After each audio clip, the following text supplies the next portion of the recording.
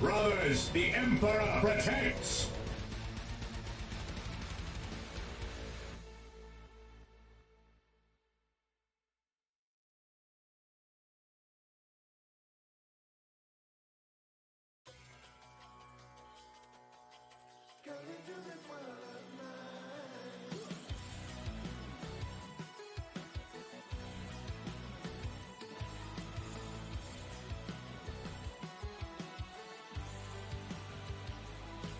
Good morning, good afternoon, and good evening, everybody. How are we all doing?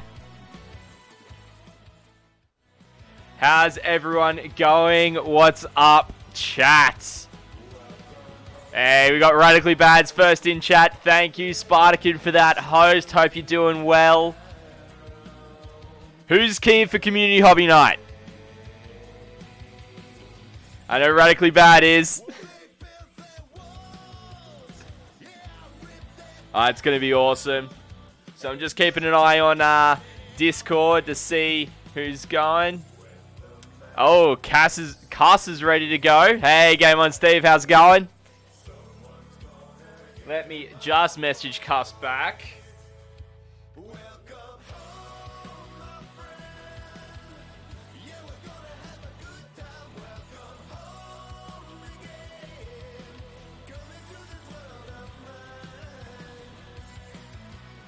Alrighty. So yeah, tonight is Community Hobby Night. Too easy, Spartakin. Welcome to Lurk. You're more than happy to. I do actually also have a Lurk command now, which does properly work. Goodness me. Oh, really? It didn't work? It's meant to say your name there, Spartakin. Bloody Nightbot. Anyway, let's ignore Nightbot for a second. So, we had an absolute banger of a stream on Tuesday night. It was absolutely awesome. Which was so good. It's so good. You guys were off tap. It was awesome. Radically Bad can attest, so can Game On Steve, of how off tap it actually was. Just the banter and the jokes and such as well. But yeah, as you can see, and I'm gonna quickly just update one of these. The follower goal isn't correct. I'll update it later, actually.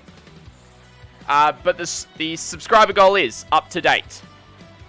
Game On Steve getting in with the crits. Nice. So, you can see we're now up to 18 subscribers. We're only 12 away from getting that 30 subs. And then we are technically on 236 followers for the channel, which is awesome. It means we only need another 64 to hit that follower goal before we do the giveaway, which is absolutely awesome. You know, I'm going to be giving away a HQ fully painted up by myself to the value of $60 Australian. Been speaking with Game On Steve and Chiefs as well, who are going to be putting in some stuff for that as well, and we've got that. I'm looking at the terms and conditions, getting that all set up, all ready to go for it, which is awesome. It's looking like it's going to cover pretty much where most of us all are based, whether that's here in Australia or in the States or in the UK. A couple of other spots as well, potentially Canada, for example. So It's looking pretty good. It's looking pretty good. And I've got to get some systems in place to get that working, but means it'll be going off tap tonight. We're going to keep on working on these Devastators. We're going to keep on working on this Skorpek Destroyer Lord, and we may even get to this Apothecary on bike. Who knows? So, without further ado, let's... Cuss is actually ready to go and jump in on chat. So, let me just head on in. Oh, we've got Myth as well. We've got Myth as well. And Myth has actually got his camera up. And I need to set that up quickly. So let's head over to the painting scene. And let's see if I can't add a...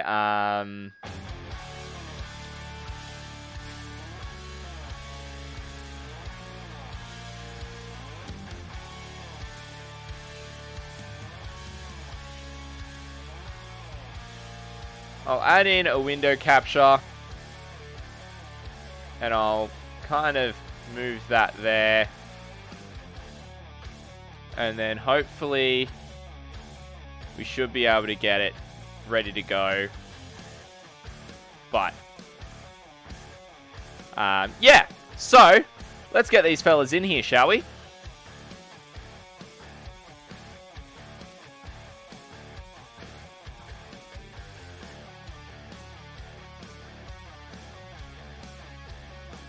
Howdy, gentlemen. Are you there?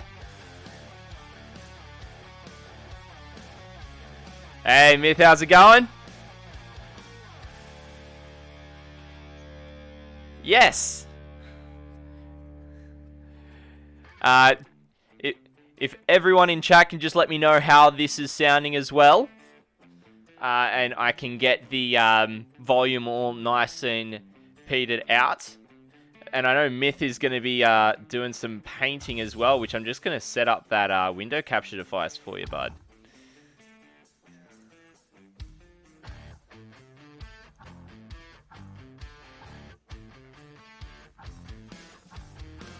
Okay.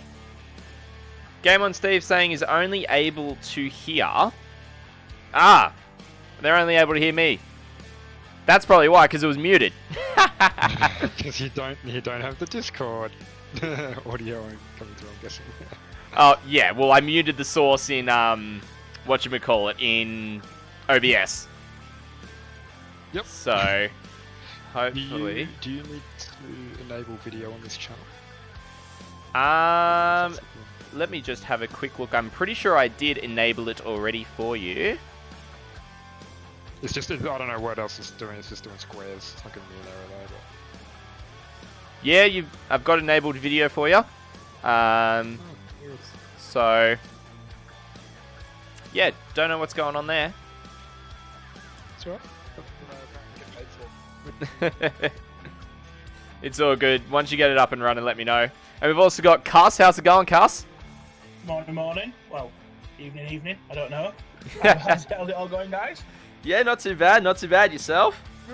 All right. Yeah, it's just had me breakfast. It's a bit of a morning time in the UK, so doing this typical Englishman, having a cup of tea. Yep. It'll be.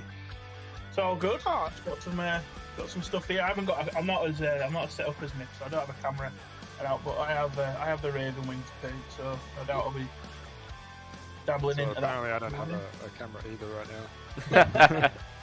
and don't feel bad, like if you're wondering about the tea thing, we drink tea in the morning too, and we're just about to drink beer in the evening also, so we share a lot of commonalities, don't forget. Yeah. So yeah, thank you both for jumping in on Community Hobby Night. Feel free to have the stream up in the background, answer chat as well. With my new desk rearrangement, I can't actually fit my keyboard on here anymore. It's just too bulky, takes up too much space. So I can't actually mute myself without actually having to mouse over, go into Discord. So yeah, I'll probably be hot micing for the most of it. But yeah, so... So we got Game on Steve is confirming that he can hear you, Myth. And then we've also got Cuss as well, and Game on Steve saying he can't understand your accent. Oh, really? That's a bit rough. I mean, wow. That's all I'm gonna say. No. Game on Steve's just probably having a bit of a laugh. So I'm just going to crack my window open, gentlemen. Just give me 1 second. Right. It's a good evening actually. Yeah. It's not too bad. It's been quite nice and cool recently, but also like. So, Cast, do you know much about Canberra? No. Okay. That's despite my parents. Don't worry, even we don't. So Canberra's can get extremely hot, but also extremely cold. So it's one of those things where it's during summer you get a bit of one, during winter you get the other, and yeah. So, but we're in a really weird sort of week at the moment too, because it's unseasonably pleasant. Yeah. Which is supposed to end in like a day, but whilst it is going on, we're like, oh wow, this is lovely. Yeah. This isn't the normal, horrible either burning or freezing that we're used to. Yes. I mean, yeah. The UK is a bit of a weird one. We're just wet, I think, all the time. And then for whatever reason, the other day it snowed, and it's April, and it shouldn't snow in April. Yeah, that's weird. Yeah. But there we go. Yeah. I live in a place called Yorkshire. It has its own microclimate, I think, where it's either wet or it snows. Yeah. And we all have funny accents, so there we go. Yeah. Yeah, so I suppose as I kind of set out to both to Cuss and Dingwoot, to pretty much just kind of do a bit of an intro to yourselves, like how long you've been in the hobby, what armies you collect, like kind of give that spiel. So Cuss, if you'd like to start us off with that, and then we can also get Myth to share, and then when Dingwoot joins us later on, then we can get him to share as well. Cool. Hello everyone, my name is Marcus. I've been in the hobby since about 97, I want to say. I was a bit of a late bloomer in my school. Started playing Necromunda, transferred up to just Warhammer Fantasy, and finally got into 40k. And as many people can attest, they kind of deviate away from the hobby. So I deviated away in the early 2000s, came back around 2006 towards sort of mid-10 to 4th edition 40k. And then I just started playing, and for me, whilst I love the hobby and I love painting, I also like competitive play, so I started to attend events, but not seriously. That sort of ramped up again recently, so I've really started trying to play serious tournament events since about 2000. Well, it was sort of mid-2019 I decided I was going to take tournament events seriously, and then obviously we got the Nurgle's rot. So I've been in hibernation for the last year, trying to sort out an army. We've got an army list, and last week or so, the government's let us out to play Garden Hammer.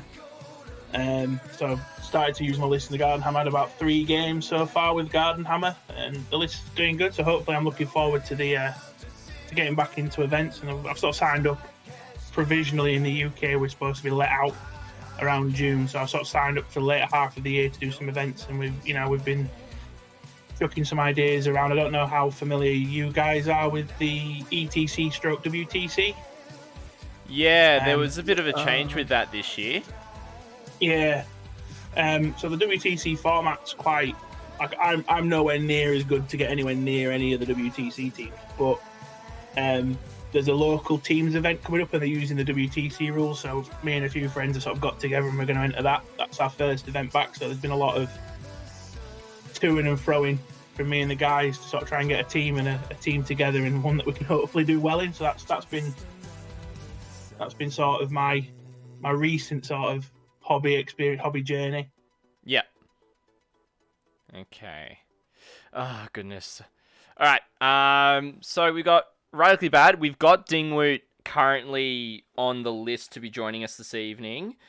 If he messages or if we have someone duck off early, I will let you know in chat and you can jump in with us as well. Game on Steve has just redeemed a deck of pain for me as well, which is nice, and I'm trying to get this capture device set up for whatchamacallit, your thing. The thing there. Yeah, I don't know what's going on with it. Is it coming through or is it not appearing? I'm just trying to find it in terms of... Is that... Ah, there we go. I got it. So... You can do it! You roll the 6, ladies. Let's go, and I'll shrink that down. Do whatever you want. And I'll chuck it over underneath my camera. And so we can actually probably see what you're working on as well, Myth. Which would be good. I'll hide the War on Grey plastic. Oh. And then I will move the Stream Raiders timer. Oh, thanks for reminding me, actually. I'm going to jump on that. It's a fun little thing, that thing. Yeah. Well, I mean, I generally will start it about halfway into the stream. About 30 minutes in. So it gives everyone a chance to kind of rock on up and come and hang out. So just going to catch up with chat. We got Carrie and Lich hanging out in chat as well. And they're saying sorry that they're pleased with 2020. Well, Nurga was pleased with 2020, I should say. All right, I'm going to get this deck of pain out of the way. So I'm not going to be able to hear you guys for a hot second whilst I get this done. That's all right, we're just going to watch it. But everyone else will be able to hear. Watch and laugh, yeah. Exactly. We could do some running commentary for him. Alright, so I got 5 power sit-ups.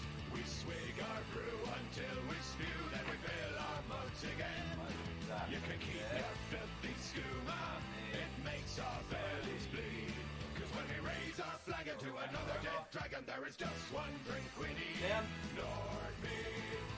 Bags everywhere in here. I'm trying to clean it up so I can redesign this room and redo it. Of course you set now a timer game on Steve. Alright. 1, 2, 3, 4, 5. Whew. Thanks for that game on Steve. I'll just move that back up and adjust it across. It's just the way I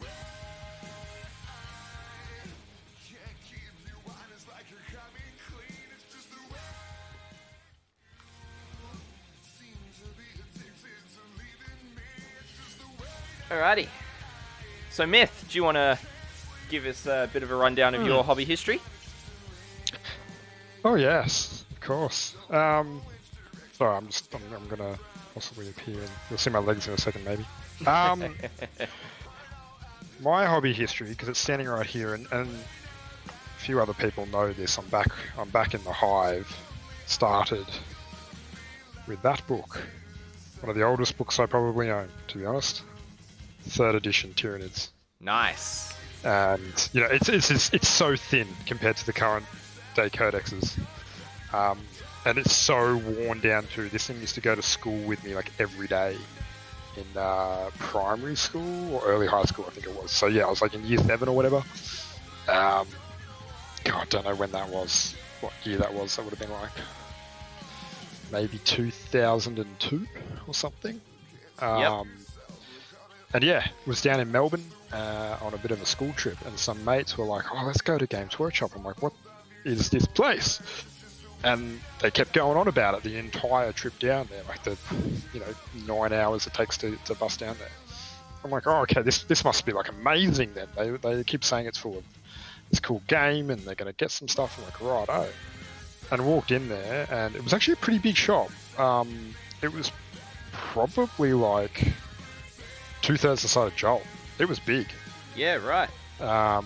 For a Games Workshop. And of course the walls were lined and it was all back in the day of the blister packs, stuff like that. I'm like, this is kind of cool. And like I didn't really, like I was 13, 14, I didn't really have money to blow or anything, but I'm pretty sure I did actually walk out with that Codex for a humble $35 or $40 or whatever it was. And that was kind of like what tipped me off the, pushed the lemming off the cliff, so to say. Yeah.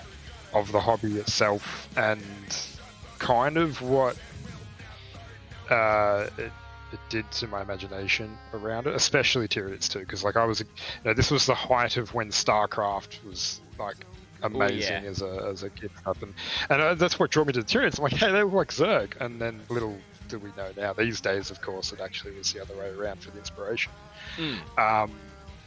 And whatnot. So I like that. There's a funny bit of irony in there.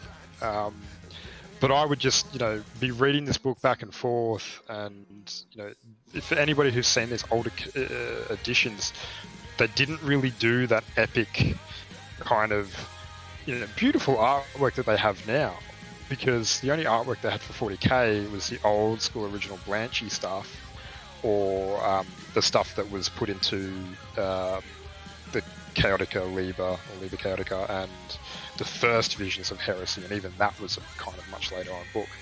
And so the artwork for these earlier codexes was these weird scratchings, and it's got the Imperial Guardsman's manual to what do you do, or a flyer, or what do you do during a Tyranid invasion, and with a guardsman pointing into the sky and there were spores falling, and it just like you're reading this as a 13, 14-year-old, and for me too, being so into sci-fi, it's like my brain just went mental, thinking about this alien hive and all that. And obviously you can hear the way I talk about it now. So there's been this very long love affair of the story, of kind of like the epic nature of the whole thing that goes beyond just the painting and the playing. I will have debates, arguments, heated conversations, but also very deep ones about like almost anything of the stuff that I know about. Like I could never say that I know a lot about 40k because it's so big. But I have done a fair bit of reading, and I love to always talk about those things. Which is something that I don't think we really touch on much 40k lore in your streams, but maybe I should inject a little every now and then. Yeah. But when I moved up to Canberra, the hobby kind of just fell off the face of the earth. It was very difficult because of my living situation. I was in boarding school, and it's very, all our hobby spaces are very personal, I think, in the way they are. Very difficult to do that in boarding school, so it stopped. And then I didn't really pick it back up until it was like 2010. Let's go with that. Properly, because a mate of mine I was working with was reading the start of the Horus Heresy, and that was back when there was like 5 books, or a lot less than there is now. And started off with some Night Lords, because I originally got a Terminator Captain. Champion, Terminator, whatever they are, the Chaos guy, the very classic Chaos Terminator Lord. The Lord or Sorcerer that you can build out of it. Yeah, very, very classic sculptor. I think everybody should hopefully know what that one is. And I was originally going to do him up as Black Legion, gold and black. And then quickly ran into the wall that all, amateur or starting out painters run into, and they realize good looking black is hard. Like good looking black is really hard. Like we've got more tricks up our sleeves now. There's a lot more information out there. Black these days does not scare me whatsoever. But back then, 12 years ago or whatever it was. Yeah, it was enough to put me off painting Black Legion entirely. So I flipped over and I went, "Oh, blue's easier. Let's paint Night Lords." It's still chaos. So we did a little bit of that. I think I rolled back around to the Tyranids for a while. I think that was around 5th Ed, and Matt would kick my ass for a month straight, and then I realised that Biovores were amazing because templates against Orcs were a thing. Yep. Were a thing. Then I was winning for a while. It was a bit of back and forth like that. And it kind of felt like the hobby up here started to grow. Like, that's when we had Northern Canberra sort of popping around, and didn't really get into competitive play much at all. I was very kind of anti-competitive play, and anti-even playing, actually. I think because I was always a bit conscious of a bit of the stigma that we know people still have these days of us competitive players, of that they're very, very bullheaded, can be a bit jerky at times, not the most pleasant of people to play with or to be around with the hobby. And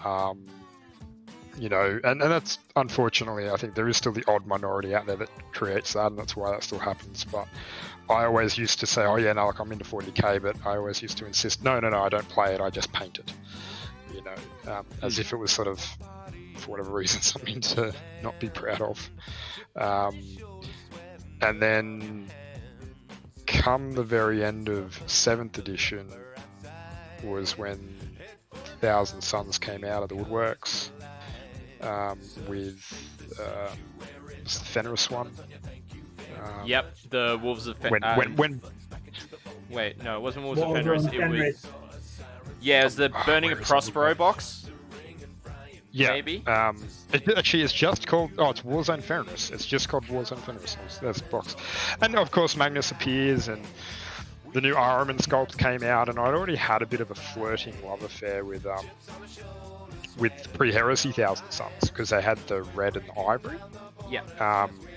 And just Thousand Suns in general, it was nicknamed for a long time in one of our group chats, Egypt's Nerd, because I actually really liked ancient Egyptian culture and stuff, and of course that's where they get their heritage from in terms of cultural inspiration, and love them. And then Ahriman as well is he is my favourite 40k character. I don't know if you know this, my dog's name is Ahriman.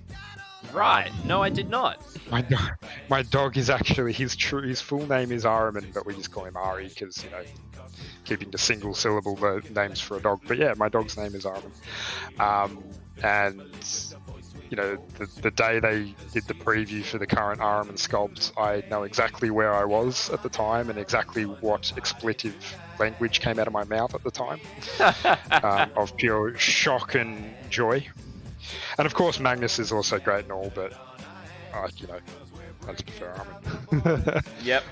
He's got cooler books. Like, read that Ahriman trilogy, people. It is really good. Like, if you're a bit of a sucker for like a very clever twist in writing or very epic ways of describing things, be right up your alley. It's really, really good. So yeah, sorry, getting back to it. So then Terracon was my first jump into competitive at the end of 7th, whenever that was, probably 2016? 17.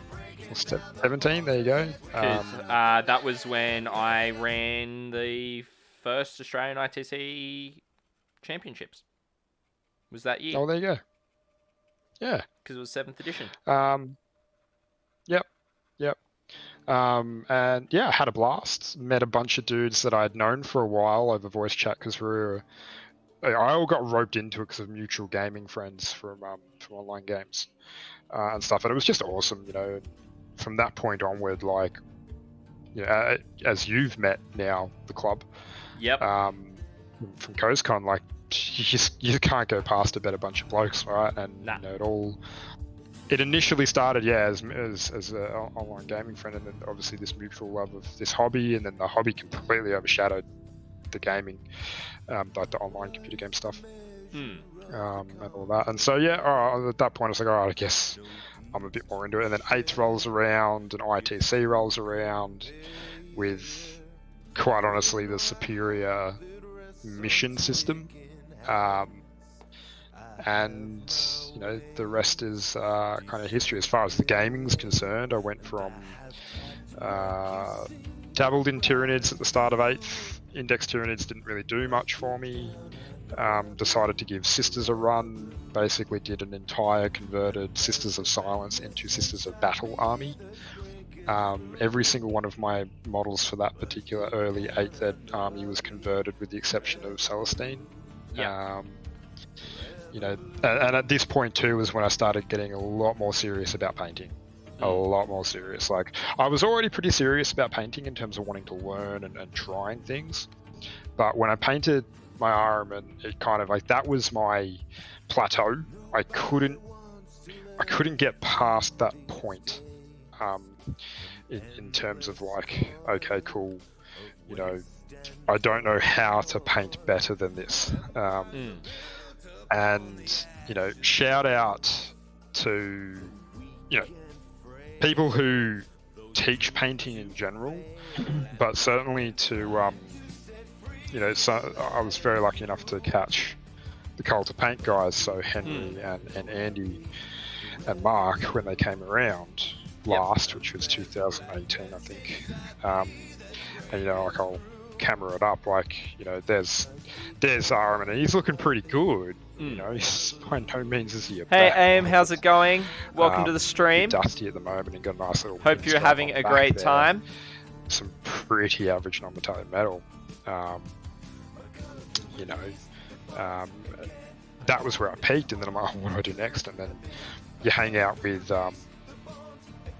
Andy for like 3 days, and your brain just explodes. It grows 10 times bigger through pure osmosis. And then the next proper serious model I painted was for Golden Dragon, and then like that's when we get like Kroll.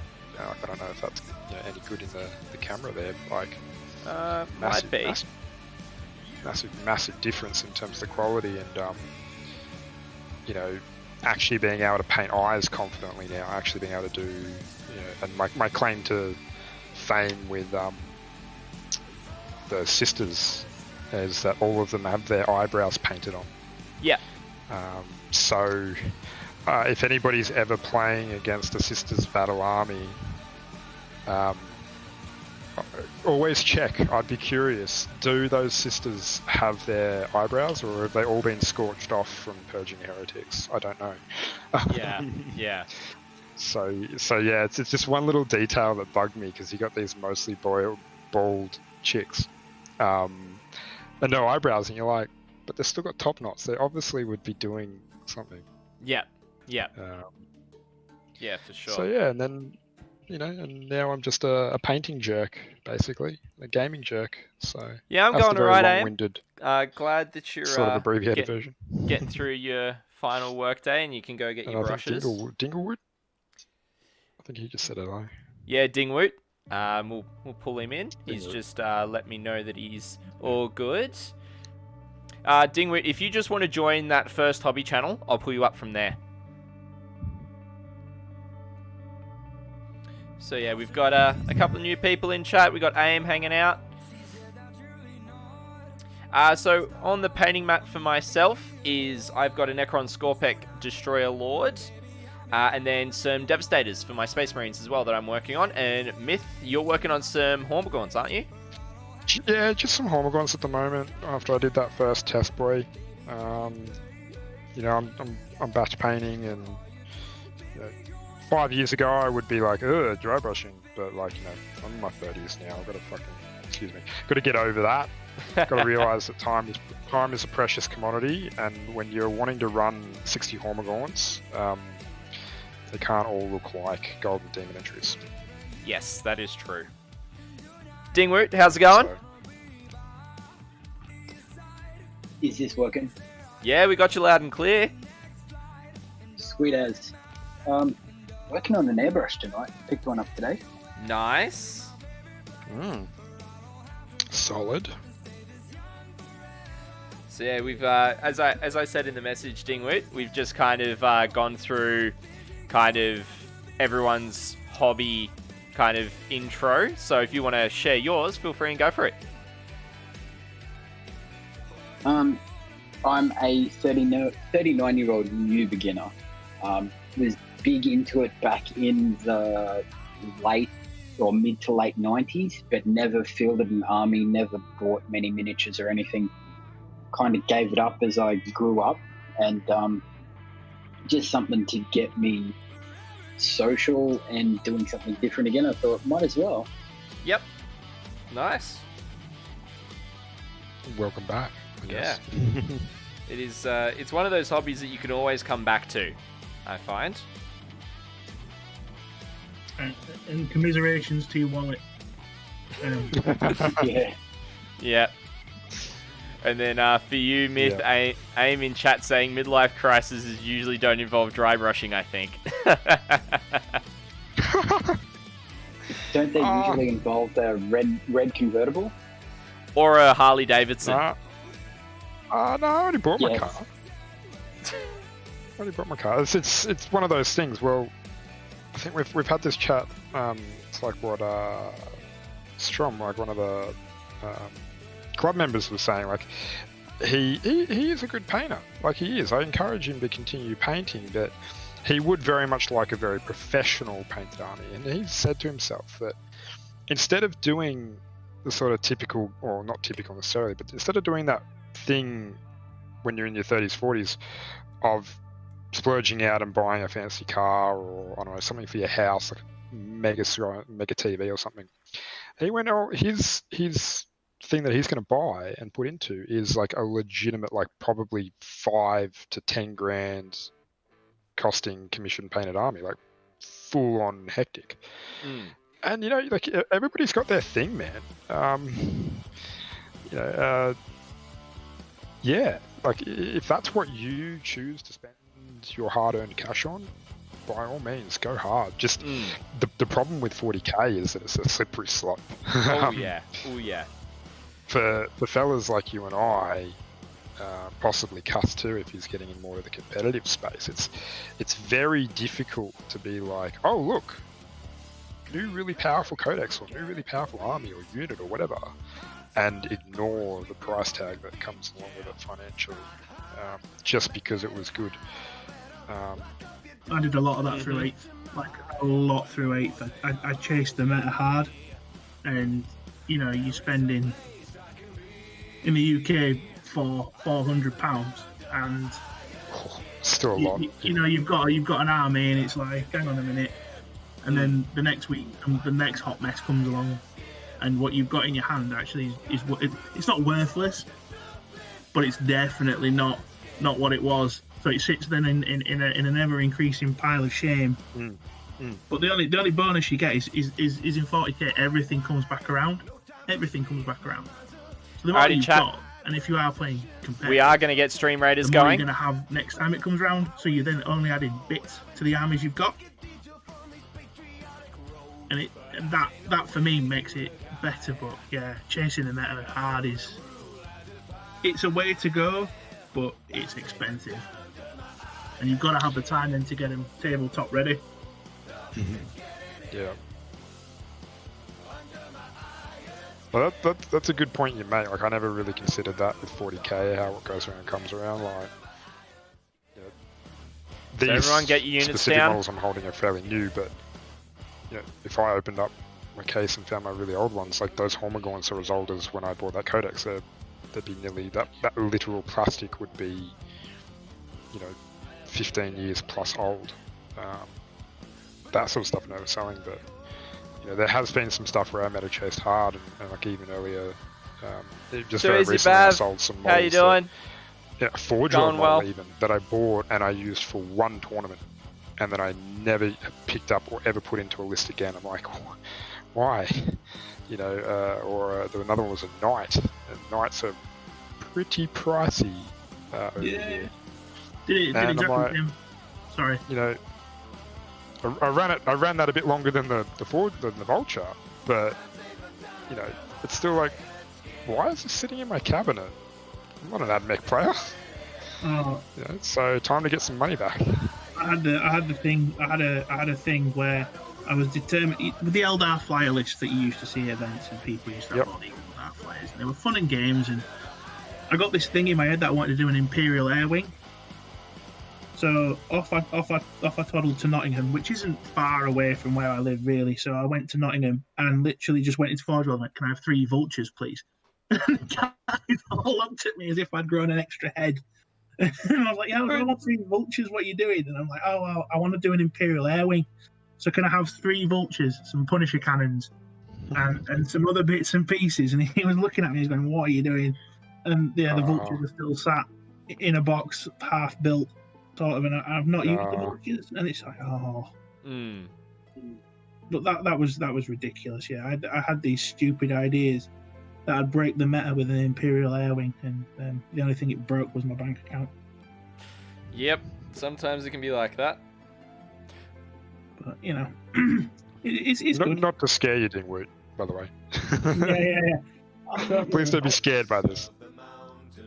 I keep seeing all these people talk about their pile of shame and everything like that. I'm going to buck the trend. I'm going to aim to have no more than 50 models. Thank you for the follow and welcome to the chapter. I hope you're enjoying the stream. That's pretty good. If you can maintain that, come back to us in 6 months and see if you maintained it. Well, I am planning on a Space Marines second chapter, Ultramarine second chapter, and a Necron army both at the same time. Cool. Have you got hold of any of the Indomiters stuff or any of the other stuff like that, or is it are you just going box by box by box? I'm currently putting cash away for an Indomitus box if I can find one. Yep. Right. Yeah. I don't know how scarce they are in Australia. They're still floating around in the UK.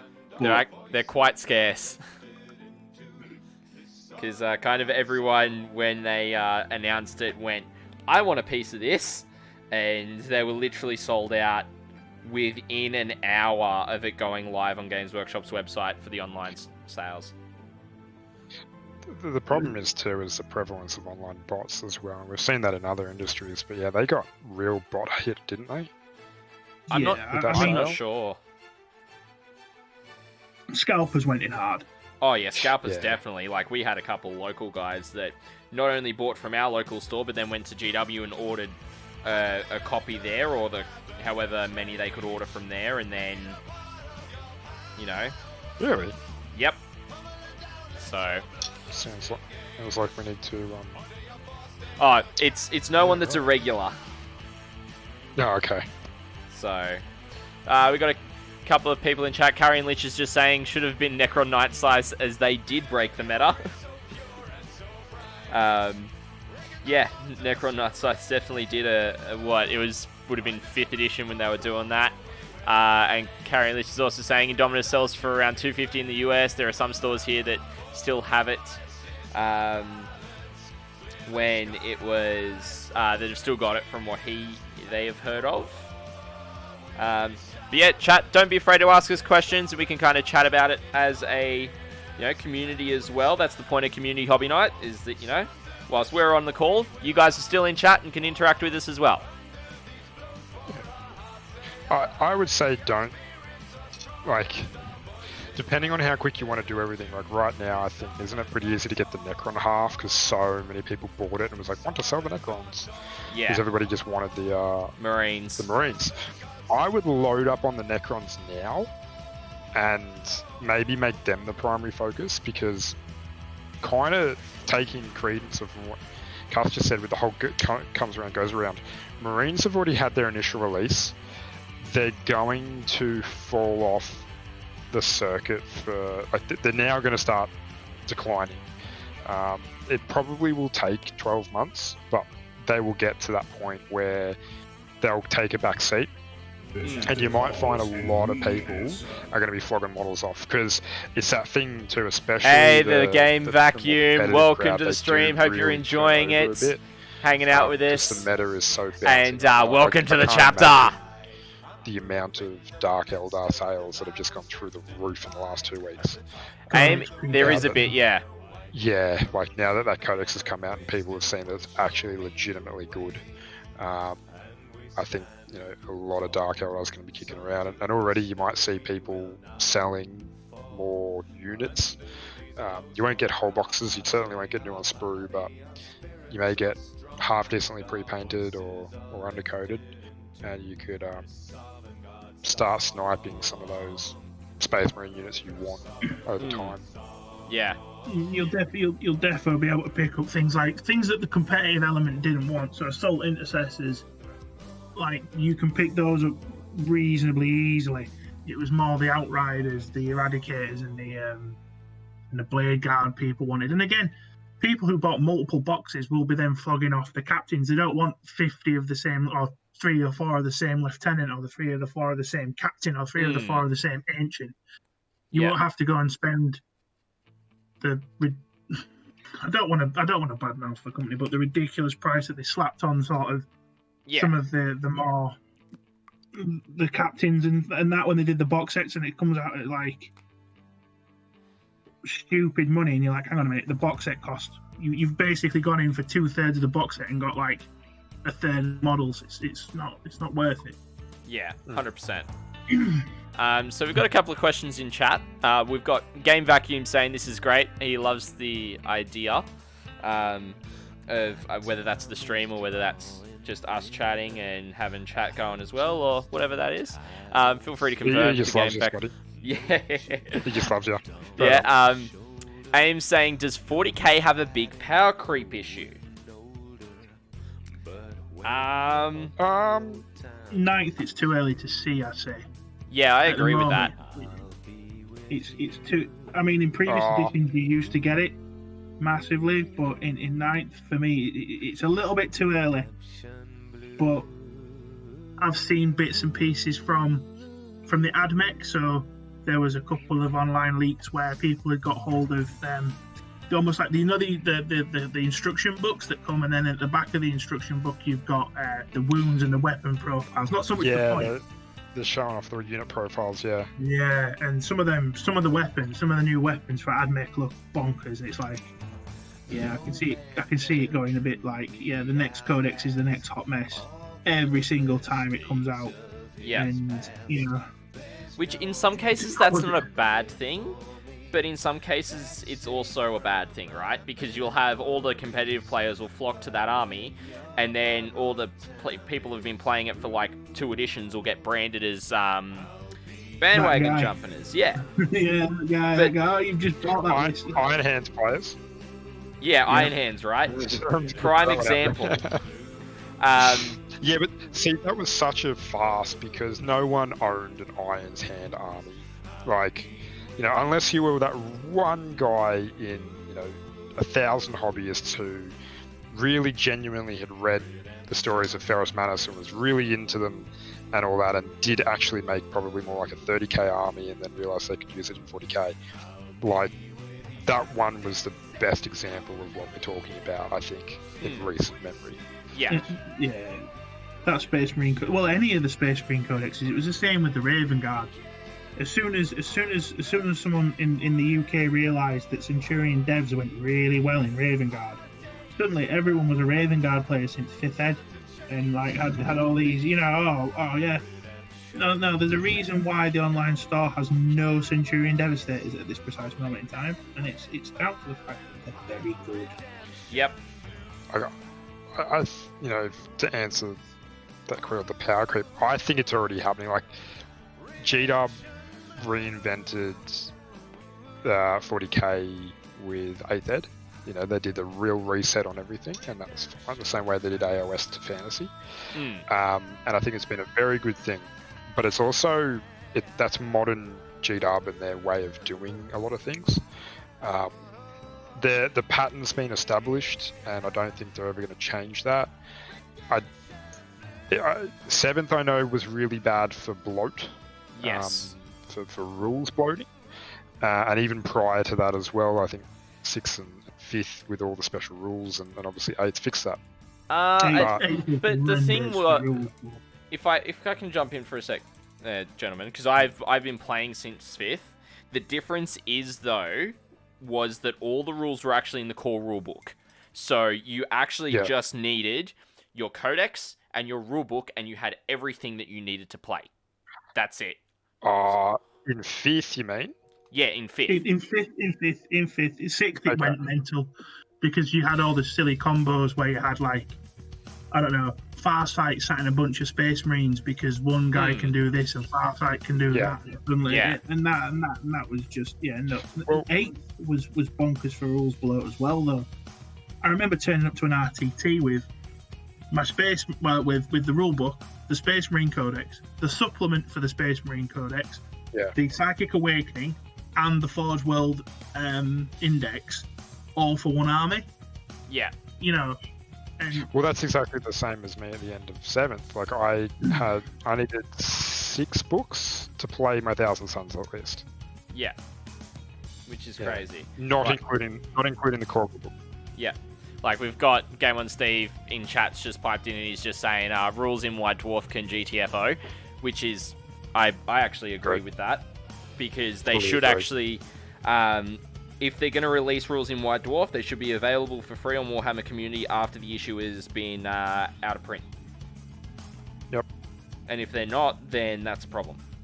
we had that with Inquisition, didn't we? Where they put a whole codex of Inquisition into White Dwarf, and then nothing happened until Codex Inquisition then popped up in one of the last Psychic Awakenings.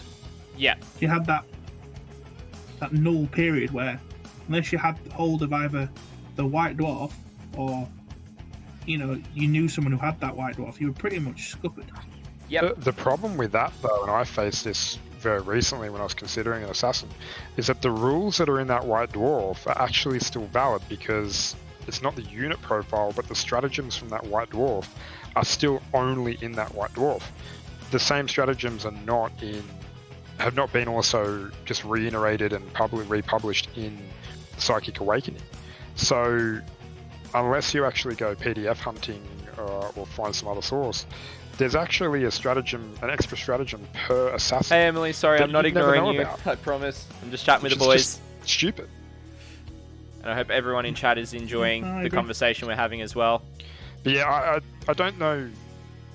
Yeah, like what I was sort of getting at before is that, yeah, I fully think that, yes, power creep is a massive issue in 40k. The difference is that it's manifesting itself in not as rule bloat anymore, but more as codex, like armies getting their time to shine,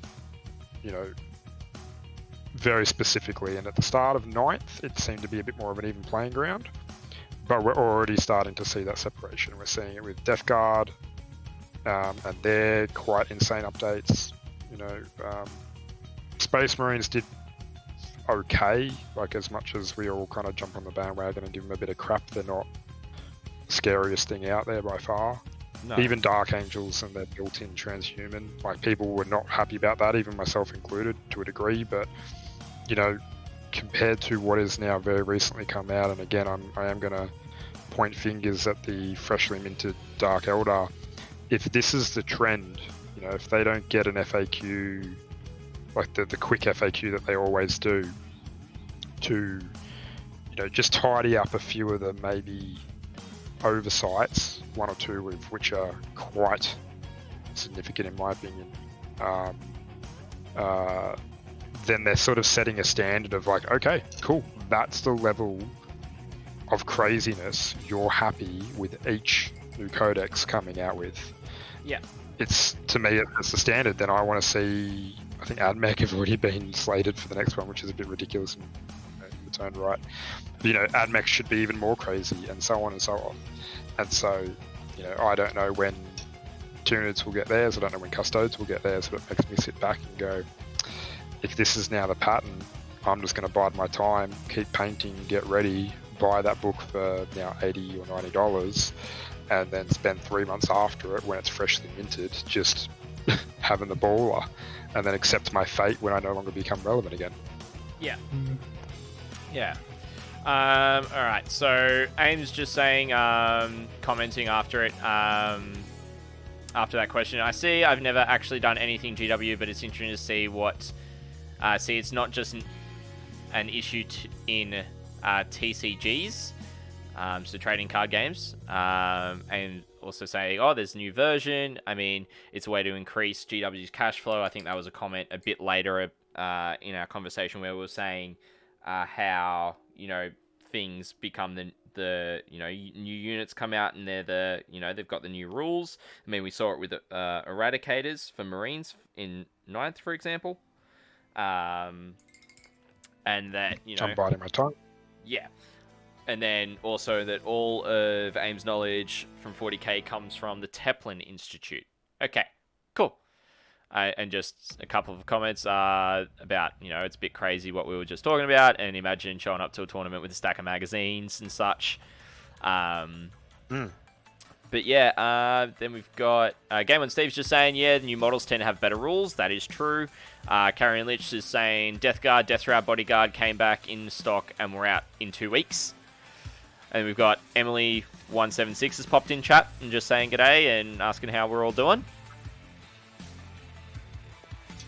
Doing very good. Very well, thank you. I had to undercoat my first model with this airbrush.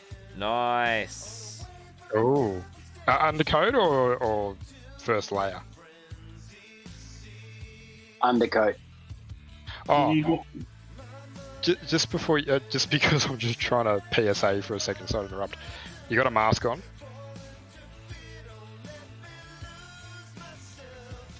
I will have, yeah. Okay, good. Not everybody does it. I'm like, yeah. Anyway, continue about your business. Yeah. Then Carrion Lich is saying the first Necron Codex was in a White Dwarf way back when. Which I think they only got they got a Codex in like 3rd edition, but the White Dwarf one I think was 2nd edition, if memory serves me well. I think you also got a free model with that. You got a free metal Necron Ballista with that. Yeah, right. And it was like, whoa! But yeah, second edition was a whole different kettle of fish. Because 3rd, I don't think the mechanics of the editions changed from 2nd to 3rd, and then they didn't really change very much until 8th. And 2nd was a whole different. I mean, I remember trying to play 2nd edition and trying to wrap my head around it. Yeah, and 15, 16-year-old me was baffled. Yeah. Well, for so long, I remember 40k was considered the kiddie game. Like the proper Warhammer fantasy battle guys always would sort of go, oh yeah, okay, you kids, you can play with your Space Marines, go have fun, let the real game up to the adults over here. With their massive blocks of infantry and everything. Well, and to AOS's credit, they've kept it actually. The difference in movement distances and stuff like that, because like 40k dumbed a lot of that concept down. Like it was generally troops move forward 6 and flyers move 12 and so on and so forth, right? Yeah. Whereas the fantasy stuff definitely involved a lot more for sure. But I know that a lot of people remark it's very funny now in a way that the tables have kind of turned. Yeah. So, yeah. Game on Steve. I know Carrion Lich is also saying that the succubus and bikes for Dark Eldar need to be fixed. The bikes are like 10 points, apparently. The witches are horribly undercosted for their potential output. Yeah, if you. The succubus is undercosted as well. Yeah. And that's fine. The thing is, I am happy for those people who have played Dark Eldar and do it, and one of them being one of Mer's mates. It's fine. Have your overpowered Codex for a while and enjoy it. Yeah. I'm not going to enjoy getting absolutely creamed by the end of turn 1, but I'm over that mentality, if you know what I mean. Yeah. It's just like, all right, cool. But I mean, Dark when Eldar. I get my Codex, I'm going to rematch you. And that's how it's going to go. Yeah. I mean, Dark Eldar have actually copped the crap end of the stick for a couple of editions now, so. Yeah. Exactly. It's good to see him get a bit of love, I'd say. They needed it. Yeah. Yeah. Then we've got Game on Steve is saying the new Storm Speeders were the exception to the new Model Good Rules rule. And then Carrion Lich is saying, pretty sure Necron Codex was 4th, 6th, 8th now 9th. I think... Yeah, because the Necron Codex for 6 just came out before it went to 6. So it was designed for 6, but it was released in 5th. Same with the Grey Knights. Yep. And it just, flooded the competitive game with those armies. Because they were just so much more powerful. They were built for a different edition. So... But yeah, and then Game On Steve is also saying, bolt action, geriatrics, still look at 40k as kids playing with toy spacemen. Bolt action. I know exactly the crowd you're talking about, because you walk into the main pavilion at CanCon and, yeah, that's what you see.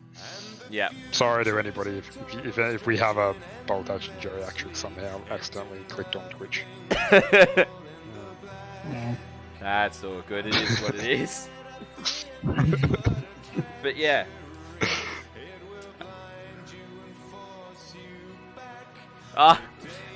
And Myth, Emily's just said, you need to set her up with her first army so she can play too. Yep. That's better get the wallet out. No, I'm excited for that. Genuinely, it's gonna be a lot of fun. Yeah. And then Carrion Lich is saying, I happen to like bolt action, lol. Just no players around in their local area. Oh, look, please don't think I'm being serious. I'm the most unserious person you've ever met. Well, I mean, we're doing bolt action or Flames of War. That was the other one that was just. Yeah. Yeah. I mean, bolt action's a bit better because, in the sense that, who'd you call it? The guy, I think it was Alessio Cavatore, is now actually a part of the bolt action team, writing the rules, and he wrote 5th edition 40k. Hey, on that, you know how we always talk about, the ghost and the curse of Matt Ward? Yeah. Who is actually writing the 40k stuff? Do we know this? Are they actually accountable anymore, or are they hidden behind a faceless suited man of corporate rules writing insanity? If you look at my stream... could we ask Cuss to go for a quick jaunt down to Nottingham and just slap someone for us? I mean, we could get there. What time? Yeah. 11. I'll be there for... I have multiple times at tournaments said I was going to risk COVID, fly to Nottingham and give someone a slap. Well, I mean, we've got Fix the Time in chat saying monkeys are riding it, which is hilarious. Monkeys with a dartboard. Yeah. Lexbog, which is... Sorry, no, go for it, Cuss. I was going to say, I've just got the Death Guard Codex in front of me. I'm just trying to find out. No, it's produced by the Warhammer Studio. Yeah, that's what they've done, but I can probably name a half dozen authors. So they've still got Phil Kelly, they've still got Robin Krunitz, they've still got Jeremy Vitok, I'm pretty sure. Who else? I'm not sure if they've still got Matt Ward. I don't think they do. No. I think he left, didn't he? Yeah. There's one more. I'm thinking of. See, they've probably prefaced it with written by the Warhammer Studio, because none of them want to own up to whoever bloody decided to give an entire army -1 damage. Yeah, but also Carrion Lich I'm okay. Yeah. Oop. I was going to say Carrion Lich in chat's just saying that they think it's done by them as a group now, not individually. Yeah, look, fine. It still sounds like it's a university group project where one person's done all the work and 4 other people have sat there on their phones looking at Facebook. Yes. Chucked an idea in, and then go for it. Put the name to it in there, yeah. That was it. Yep. No, I was just saying it does sound like a university project, and then the rest of the guys are on Facebook and they just chuck the odd idea and it gets incorporated so they can stick the name on the bottom of the. Yeah, look, it's a team effort. Yeah. Yep. Your team. Yeah. So I'm just going to catch up with chat for a second. So, Lexbog, which is just saying Flames of War was better rules and the scale is fun because it's a smaller game. Fair enough. Karen Leach is saying Bolt Action is a smaller game in terms of the crowd. Spartakin has chimed in and said first Necron Codex came out in 3rd edition. And Karen Leach has been playing since 3rd, which is awesome. Then Flame Scion has joined us. Welcome, Flame Scion. He's saying, damn it, I missed an hour of stream. Discord bot sent me the notification. I did also send out a notification as well, Flame Scion. Game on Steve. The ghost of Matt Ward for GW is the same as the ghost of Monty Cook for D&D Wizards of the Coast. And then Karen Lich is saying Death Guard take a massive penalty for that neg 1 damage, though. Do they? Yeah, because they're... What's the penalty? Because my army takes a pretty big penalty for it as well, I'm just saying. They, that's their discussing resilience. They don't have the additional save now. Only the Poxwalkers do, and it's a 6-up. Yeah, so isn't DR just built into the entire army? For the most part. You don't have to, Yeah, but you don't have to, pay attack. You don't have to build in a particular way or worship a particular part of Nurgle to get the -1. It's literally just your Death Guard, as long as you're Battle Forged, you get this. Yeah. Isn't it? Yes. Yeah. Yeah, as long as your whole army's... Yeah, but it's the same as saying the same with Dark Angels. Well, as long as you've got some... as long as your army's Dark Angels, you're picking up in a circle, and you're getting... And then anything in a circle is getting... you can't wound on anything other than a 4. Yeah. And I think they lost. I think the 5-up, the minus the neg damage is a lot. It's not as good as the 5-up Feel No Pain that they had before. I just think that having that. A lot of armies have a lot of reasonably high strength 1 damage weapons, and that isn't affected by the negative 1 damage. Whereas, they get saves off that. They go through their armor, and then they get a chance to negate that as well. Yeah. Well, where I sort of started to see it getting a bit ridiculous, it was things like the Plague Burst Crawlers. And I know the Death Guard, the hardcore Death Guard lovers are going to go, oh, but the Plague Burst Crawlers are the only good thing we've got. It's well, you've got a few bloody good things, to be honest. Yeah. They're toughness 8 instinctively, obviously, because they're Nurgle. Unless you are hitting them with very specific, 9th edition Melter, there's very few things that can be reasonably effective against T8 with a Demon T-shirt save, so I still think they've got a 5-up invuln from memory. And then -1 on top. And for their points cost and so on and so forth, I think they're under 200 points, aren't they? They're about 170, 180, something like that. Yeah, around there. Yeah, it's just... It starts to get a little bit silly when they appear on those things. Things like even Morty having it, whatever it's Morty, he's still underpointed at 490 in my opinion. And then all the rest of the army, like the Marines, the Poxwalkers, the other zombies, by all means, no worries. But the T8, 12 wound or 14 wound, whatever it's already got, with a baked in invuln that's under 200 points, actually does a ridiculously decent amount of damage with blind fire. Yeah. Alright, I've got Stream Raiders, so I'm going to swap over and do that quickly. Oh, we're in place.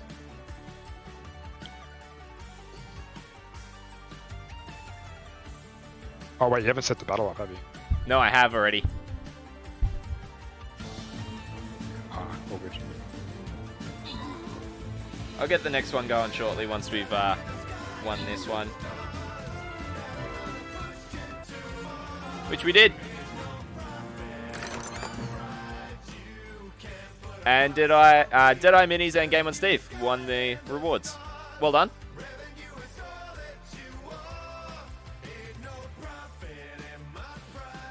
Alright.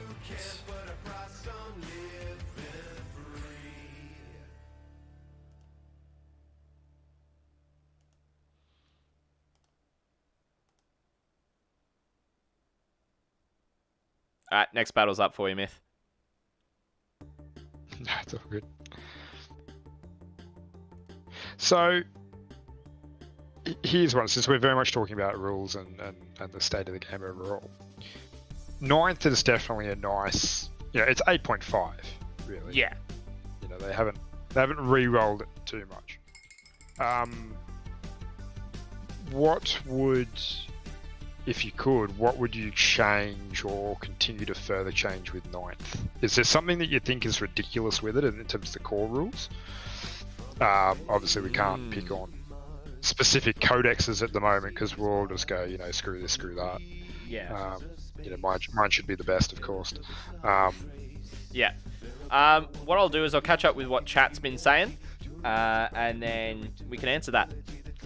Of course. So, Carrion Lich is saying the penalty for the Death Guard is that they're slow as hell in a game of movement. Death Guard auto-lose missions. And there are 2 of the match play missions where you just can't win. And I think I know the one that they're referring to, which are the 2 ones that are the hold 2, hold 3, hold more than your opponent, 6 objective missions. Because they are really hard, those missions, to score points on. Then Game On Steve is saying Neg 1 damage is overcome by a bucket of bullets, but Feel No Pain can wreck every weapon type. Yeah, I'd say that's also a fair assessment. And Carrion Lich says Necrons just murder Death Guard, Warrior Blobs just eat us and Satan. Good luck. Because Satan are really busted, and I'm seeing people run 2 to 3 Satan in their lists in 2,000 points, and they're consistently sold out of the Games Workshop store. Spartacus chimed in. 3rd edition was a big thing for 40k, as that edition was the release for Necrons, Tau, and Dark Eldar. Yep. 4th edition was more of a soft release, as it didn't change any rules or codexes. That's why they kind of refer to... I'm not sure if I'm correct in this, actually. I've heard 4th referred to as 3.5, but I'm not sure if there was also a 3.5. I can't remember specifically, but I'm sure chat will be able to chime in. And we got Chief hanging out with us. How you doing, mates? I'm doing well. Hanging out with we've got Myth, Dingwoot, and Cuss in chat with us this evening. We've also got Myth's camera up, as he's also hobbying away as well. But how are you going? Hope everyone in chat is enjoying the stream, enjoying hanging out with us. How's everyone doing? And let me know how your week's been. Love to hear about it. And then Carrion Lich has also said 2 to 3 Transcendent, which comes in $160 a model. That kit, that the rest of the kit is almost useless. Yeah, because it builds the super heavies for Necrons. But yeah, so back to your question, Myth. If we could change one thing in the core rules, what would it be? Yeah. I think personally, now I might cop some flack for this one, I'd actually change Overwatch. Back to the way it is. Back to the way it was, yeah. Oh, it was. Yeah. Means I put my Tyranids away straight away. But, I mean, in a sense that, when one army, which we know is going to be, which is Tau, that auto gets Overwatch as an army ability, right? Whereas everyone else normally gets it. And I can already tell that there's a couple of people in chat, Fix the Time, saying no. Game on Steve, change one thing. Overwatch is not freaking firing at a charge. It's a sniper position. Yes. That is also true. So, change the actual name of it as well. so it's a bit more representative of what it is. But in that sense, I'd also say, like, you know, that because we were so used to it, we had it since 7th, and then they had it in 8th as it was. I think if you wanted to change it then, why in 9th, why not change it in 8th when you changed virtually everything else? I think the thing with... So the what you just touched on then, right, is at 8th, I don't think they ever realised that the way they were writing it, because it became that whole thing of spam. Like, remember a 7th list, it was like, oh, I've got 2 rhinos, and that's a lot of armour. Yeah. Whereas, unless you're an Imperial Guard or you're a Tau parking lot. Or Battle Company. Yeah. So there was a few things around, but as in, like, a handful of tanks was a pretty big deal. Like, you'd have one dev squad, or you'd have, like, one of this and one of that. And it would be, like, real... It was a lot small scale. 8th was when we started coining the whole, like, spam thing. Like, the rule of 3 and the spamming. Because rule of 3 didn't exist to begin with. I think they had to... They put that in the first FAQ, because I remember there was the Tyranid list that ran 4 Hive Tyrants, and I think that was what broke the Camel and... There were 2 lists There was 2 lists that did it. There was actually a list of 7 Hive Tyrants. Flying Hive Tyrants. And the Storm Raven wing, where it was literally like 7 Storm Ravens in a list. Yes. And so they didn't expect, I think, that. And then all of a sudden, you know, the nature of the way list building turned out was that shooting became really big. Like, armies were all about shooting, even if they weren't really supposed to be a shooting army, and melee armies couldn't hold up to shooting armies because they had to move. You know, some armies certainly could do it. There was things like the Bloodletter Bomb, because they got summoned out of nowhere and of course were very quick anyway. There were a few other things that were relatively resilient, but even if you take, you know, the Tyranid list at the time, very heavy with things like shoot effects, or a lot of things that kind of just were at range, and then the odd melee thing.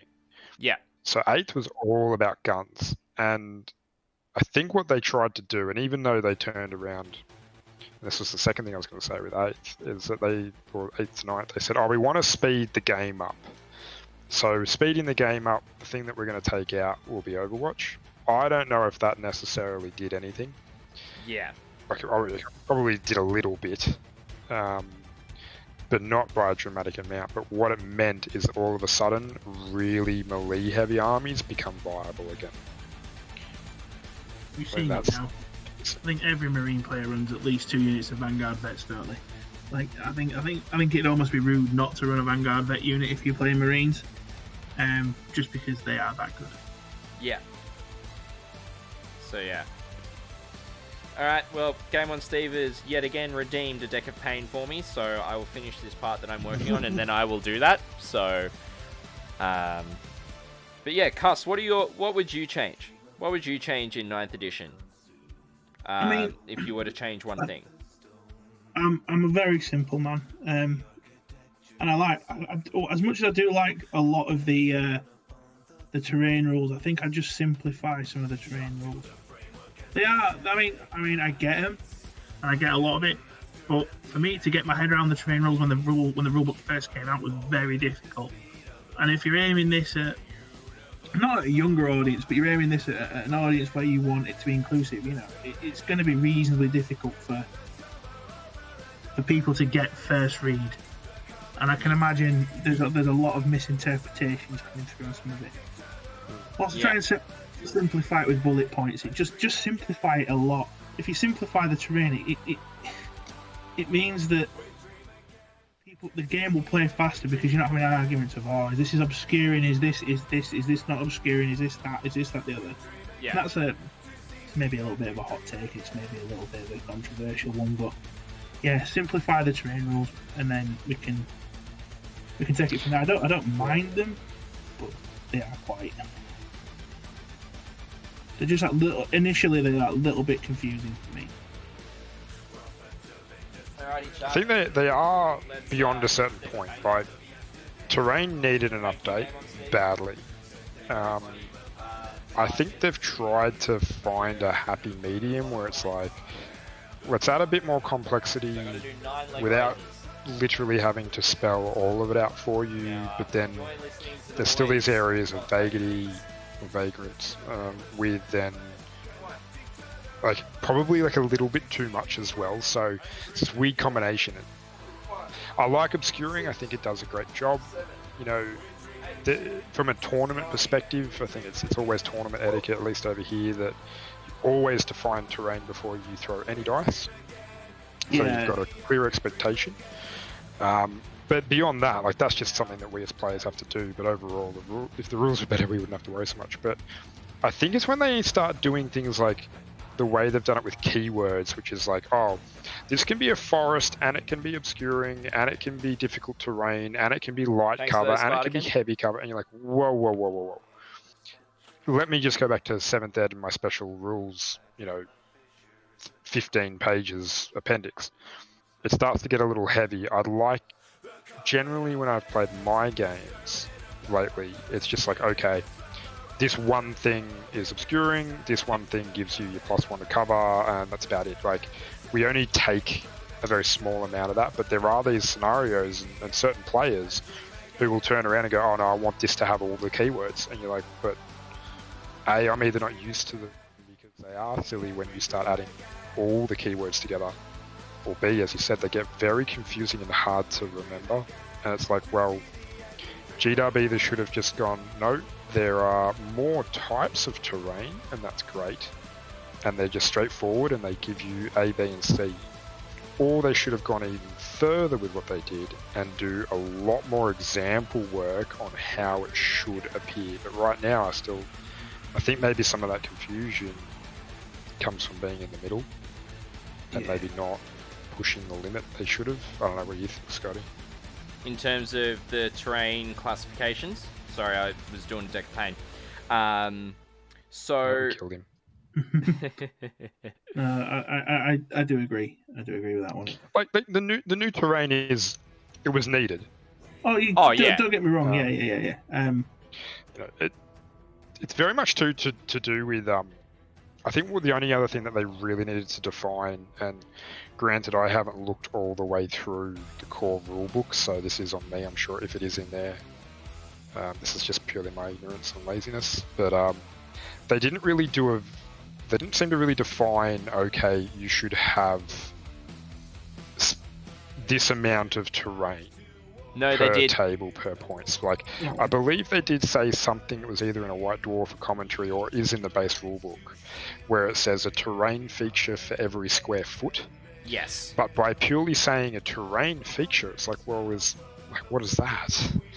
Whereas if they went and said, okay, we recommend for competitive play or match play, we recommend for a 2,000 point game, a minimum of 4 pieces of obscuring, a minimum of 2 heavy cover, and a minimum of 2 difficult terrain, right?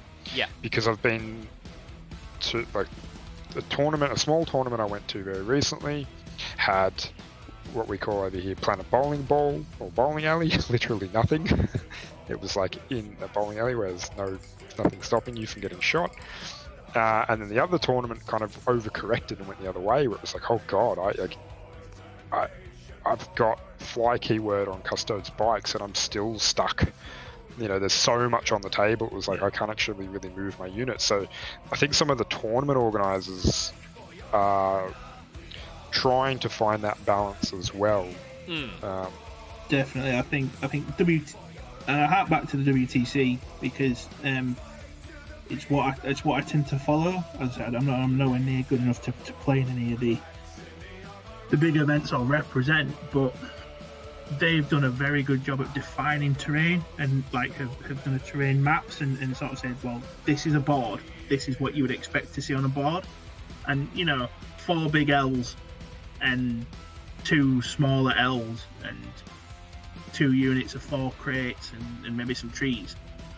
Whilst it's dense, it's not super dense, but if you take that as your expectation, and if tournament event organisers take their expectations and almost define their maps previously, it can remove that.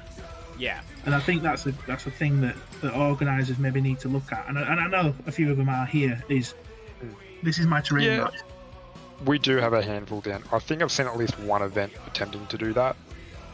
Yeah, so I know a lot of a lot of the big American events do it. Thing where people go and they go, oh well, why didn't you win? I got beat by terrain, and it's like, well, no, you didn't. Yeah. But you know, there are them very, very, very very small handful of games where actually terrain will play a very big part. Yeah. But if the tables in my eyes are standardized, that removes that. Yeah. Yeah. Agreed. So I'll just jump in. Chat's got a few things as well. Chief's saying that he would take, if he could change one thing, and this is Codex related, so we're mainly talking main rules, but... Does he know that he's on mute? I did not know that I was on mute. Thank you for telling me. Yeah, I'm like, well, okay, we're filling the void for you, mate. Well, no, I was on, when I was doing the deck of pain, I went on mute. Oh, okay. Sorry, so whatever you've said since then, no one's heard. So okay. I know chat has heard it. So I was just saying that a lot of the big American events do actually do the terrain maps, where they, like, stuff like Nova Open, Adepticon, LVO, those style of events do the terrain mapping as to what you can expect to be on the table. Because, you know, Frontline Gaming produces all their own terrain, so they can actually do it all in-house and business expense. But yeah, I was just saying Chiefs is just adding something that it was, if he could change something, now it is Codex related, so it is Space Marines Codex. But he's saying he'd take the fly keywords out of all the Primaris tanks, or any tanks that can fly. Which is fair. To be honest, fly got neutered so hard, it's virtually useless. Yeah. The only thing it allows them to do is move quickly-ish. Yes, yeah. Game on Steve is saying, amount of terrain is there, but what recommended types is not given, and Tabletop Titans has a good YouTube video on how to set up a board. Yeah, nice. And then Lexbog Witch is saying, as much as I like the constant Codex release schedule helps my family's game store, I like the age of the index at the beginning of 8. I liked not having to lug around a library. That's also very fair. And we were talking about that a bit earlier. Yeah. Like, on that, like, raising the point that 8 dropped with a bunch of indexes, and, like, I wouldn't, you know, I think it would be a really good idea, but you kind of probably couldn't hold them to it. You obviously can't. But if they dropped a range of indexes for 9th as well, because this is the problem, and talking about the creep, because they haven't essentially put, like, a dam to block the flow and reset, or your term, reset the mechanism of this rolling codex, is that the codexes that came out mid to even early 8th, and Custodes is a great example. Yes, they had War of the Spider, but all of us have had Psychic Awakenings as well. Yeah. But that codex is really aged, really in the meta and the way it plays, and even look at it, it's one of the few left now with a lot of D3 damage, which is absolute nightmare on the brain when you're trying to roll damage up, and one of the biggest reasons I've stopped playing them now. You know, that codex is going to suffer super bad. Like, what was wrong with releasing 2 books, and one saying Xenos and the other saying everybody else, or however you wanted to define it, like they did with 8th, and just saying, here is a peppering, a quick little update just for everybody, just to give you a little bump, and then go on your merry way, you know. And that would be things like updating the D3 damage to flat 2, and some other things, not necessarily giving them new units, maybe doing that thing like, okay, cool, turning Custodian Guard into flat 4 wounds rather than 3, so that they're at least still represented to be better than a Primaris Marine and so on. I think a lot of armies could have benefited greatly from that, but unfortunately that's not the case, and this elongation and emphasis on the power creep will be exactly what it was like. Like again, 9th isn't really 9th; it's just 8th with flavour. 8.5. Yeah, exactly. Yeah. All right. Well, I'm gonna go grab some food. You guys keep on chatting. There's a bunch of stuff in chat that I'll leave you with. So we've got Chief saying, "I agree, but you could have a flying tank hover up 12 to 14 inches and shoot something that was obscured." Karen Lich is saying, Chaos Space Marines 1000 Suns are currently almost unplayable. Their points got increased, but they are still 1 wound Marines as well. So I'll leave you guys to have a chat about that with everyone in chat whilst I go and grab some food. So I'll be back in a couple of minutes chat with my food, and fellas as well. I'll be back. And then I'll be eating whilst everyone keeps on chatting away.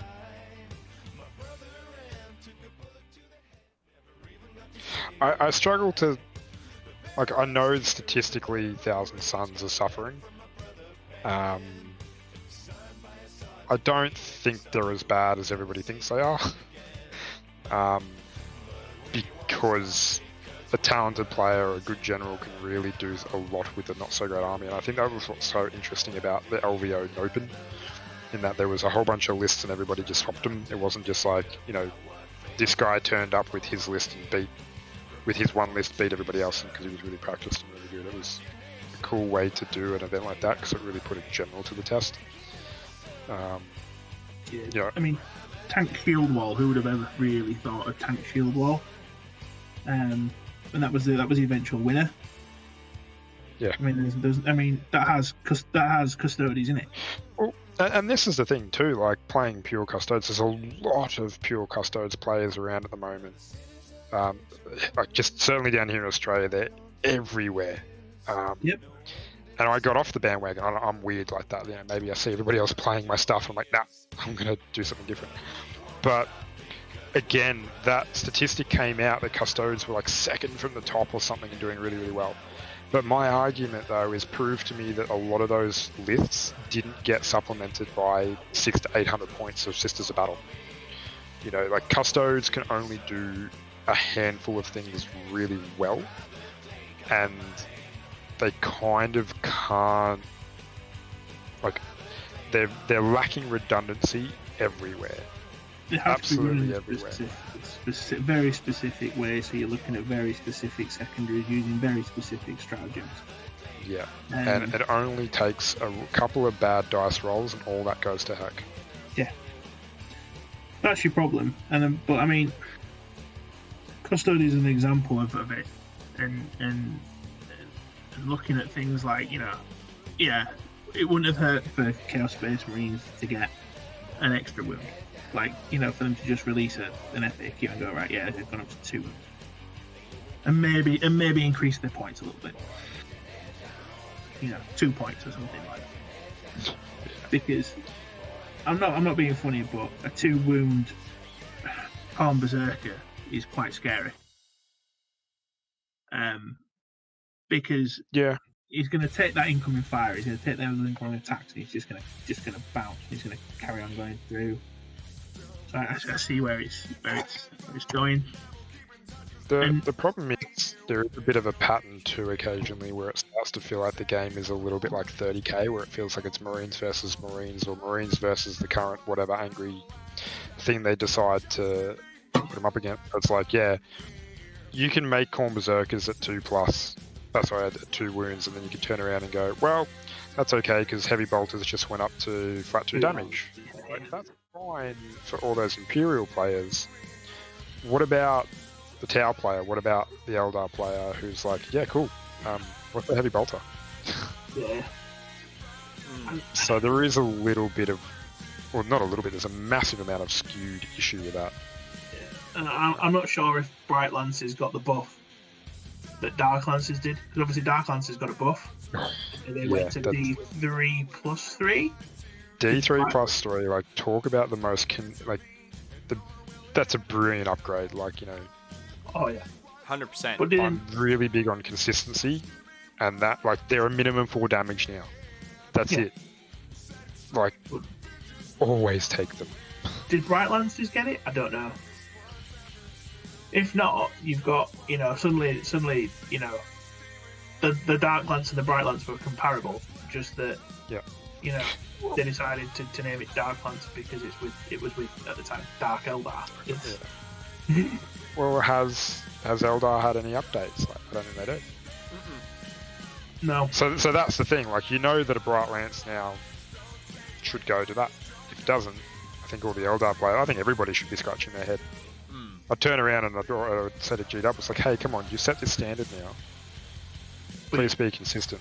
Please. You are getting it though, because you had make the Cognis Las Cannon is also the same. From looking at the leaks of the sort of weapon profiles at the back, the Cognis Las Cannon's gone to D3+3. Yeah. That's not nice. Yeah, but You why see is that the standard it's- Marine las cannon then only still D6? D6, yeah. What is But we the got buffed price melter, so we don't care. Hmm. As Marine players, you got buffed melter, so you're not that bothered. Yeah, unless wanna you go don't run the dark. buff melter. Yeah, unless you don't run melter. But Yeah. you're talking to a guy. You're talking to a guy who's painting 9 attack bikes with melter guns. So. And look, as much as I'd hate you for it, I'm not going to blame you 1 second. Like, if I was running Sisters of Battle, I would have probably 2 full squads of Melter Retributors. No argument right there. But With cherubs. why wouldn't? and everything. Yeah. Why? Because why wouldn't you? Yeah. Yeah. So, heavy Melter too at that. So we've got a few comments in chat. Karen Litch is saying a talented player can beat an unskilled player 90% of the time. That doesn't mean they don't need the fix. I'm sure that was in reference to something you gentlemen were talking about. They're also saying that Dark Lancers are a nightmare. Chief saying that a 2+ save Berserker would be much scarier than 2 wounds. Karen Litch then also says that I don't think I'd play Morty into Dark Eldar if I can help it. I'd rather have a bunch of drones, being the Blight drones. And then Lex Bogwitch is just saying, it's weird that my husband's Dark Eldar are suddenly massively outclassing my Craftforward Eldar, lol. I'm not used to being shown up. Yeah, Eldar have had a huge run the past couple editions. Like, it was bound to happen for them. Just you wait and see. Someone will sit there and they'll go, yeah, this Eldar needs some love. And just watch the Eldar Codex and watch what they get. Craft Worlds are already pretty freaking good, and if we go back a little bit further, and I know it's not pure Eldar, but Yannari are just... Anybody who played the Twilight of Seventh will have been scarred and bad touched in some sort of way from that. Oh, the beginning of 8, where you could get the double shooting Dark Reapers. That was just, and then I've got all these modifiers. No, you haven't. I'm hitting you on a 3. But no. I'm hitting you on a 3. Yeah, but I'm a Calixus Assassin, so. Yep. Yeah. I've got my Calixus Assassin. Yeah, I'm hitting you on a 3. Yep, I literally had that happen to me as a gotcha moment at a tournament. First tournament 8. Yeah. I think, isn't the new Dark Eldar Ever Chosen basically that, but they're on a 2+? Or something stupid like that, or did it get misplayed against me? You mean the Cowboy Trueborn? Trueborn, sorry, that must be it. Yep, they are 2+ to hit in shooting. And always hit on a 2+? No, shouldn't always be hitting on a 2+. It should be just unless they've, because I was looking at the whatchamacallit, I was looking at the previews and they said that it was just their ballistic skill goes to a 2+. Okay, I must have misinterpreted the conversation. I was under the impression that there were basically 2+ Dark Reapers. No. Codex is in my car, so I'd have to go down and find the Codex. Nah, well, the thing is too, it's only you can only upgrade 1 unit to beat them, can't you? Yeah. Yeah, that's And alright. it's max I of was 10 just like, models. okay, cool, that sounds crazy. Yeah. Yeah. Chief saying, do Eldar need any more buffs? Fire Dragons with AP Neg 4 Flamers? True. Yeah. Now, that's why a 2+ Corn Berserker doesn't scare me. The AP in this game is through the roof. Yeah.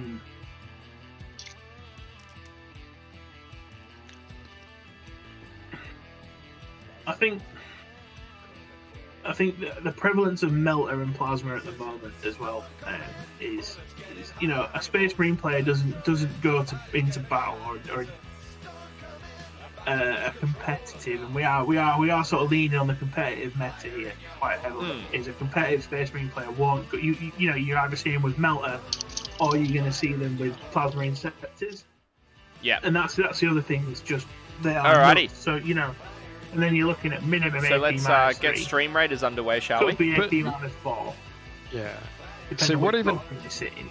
takes it further is you get things like not Dev Doctrine, but as a Tactical Doctrine. What's the one that like you get one of your doctrines just more AP on bolters for this round, stuff like that, and even the Primaris weapons have baked in Neg 1, so that it becomes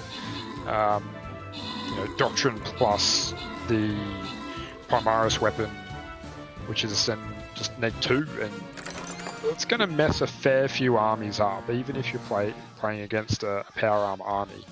To put a 3-up army back onto 5-ups is pretty big.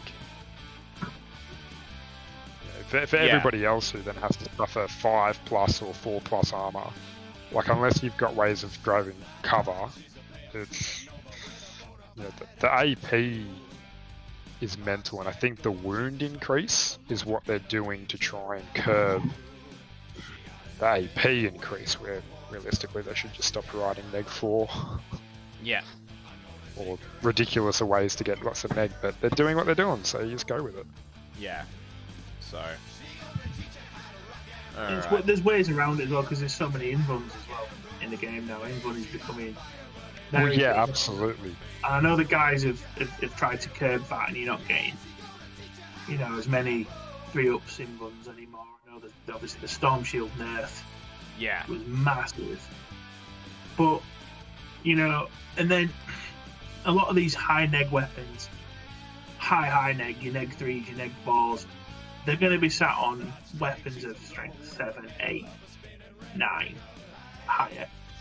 And then the problem is with that, I'll shoot those that wonderful unit of Primaris Intercessors over there, and then they just transhuman. I was waiting for you. I'll shoot you with plasma. I'll just transhuman.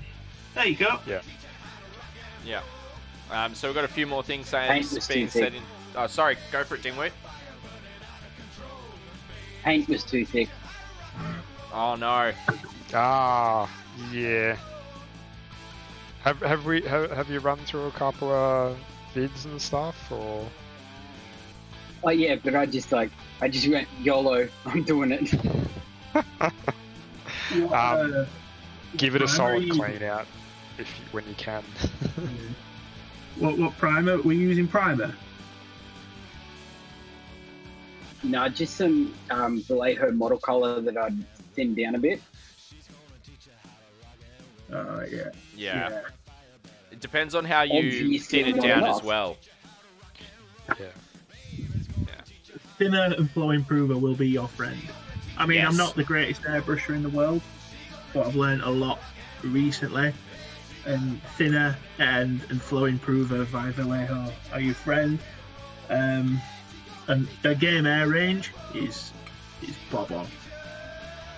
And then model air range is also bob on. The only problem is it's a heavier investment. more it's worth it though.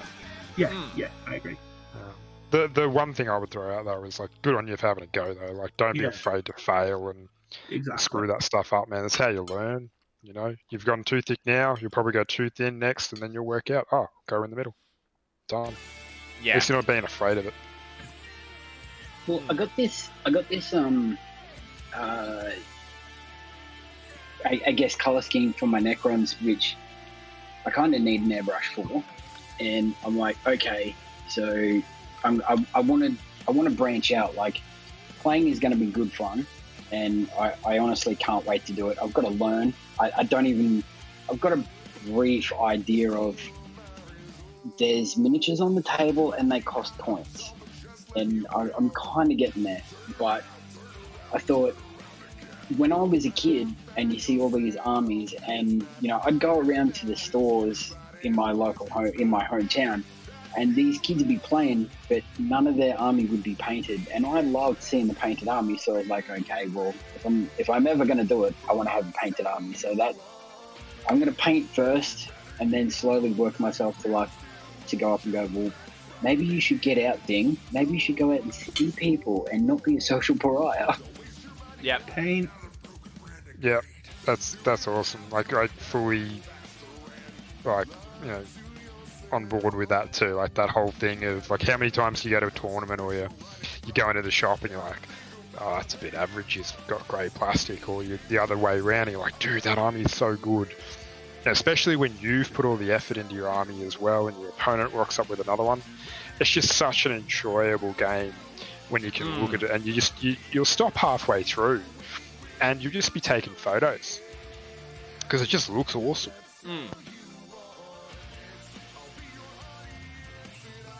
Yeah, so on that note, Dingwoo, what I'll do, I'll run through what chat's been saying, and then we can actually walk you through how to actually build a list. Because I remember... Sorry, go for it.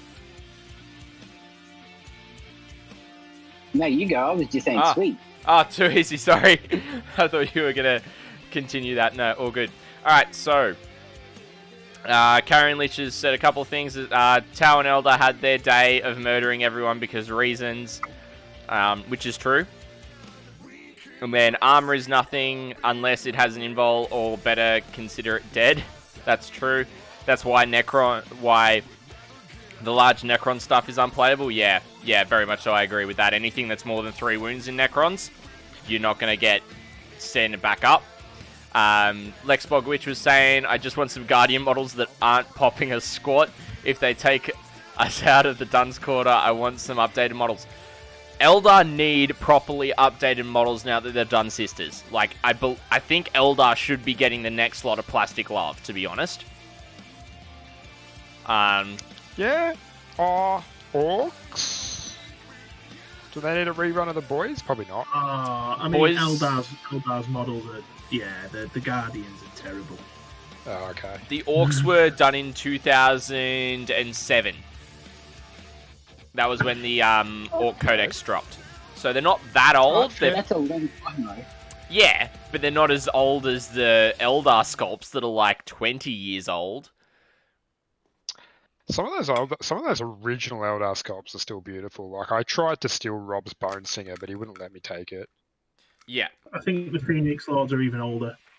The poor Phoenix Lords haven't been touched since about 1995. Yep. So, funnily enough, but... yeah, there's a. Did you ever meet? Oh, I don't know if I won't say his name actually, just in case. But there was one of my good tournament friends now from CanCon. We bonded over the fact he has a completely metal Eldar army.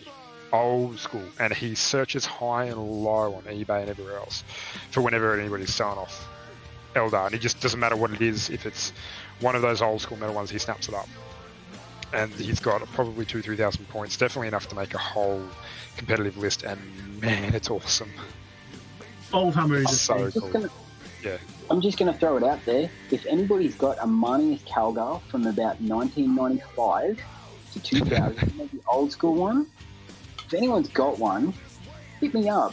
I'd love to have one because I had that original miniature. But More on his throne.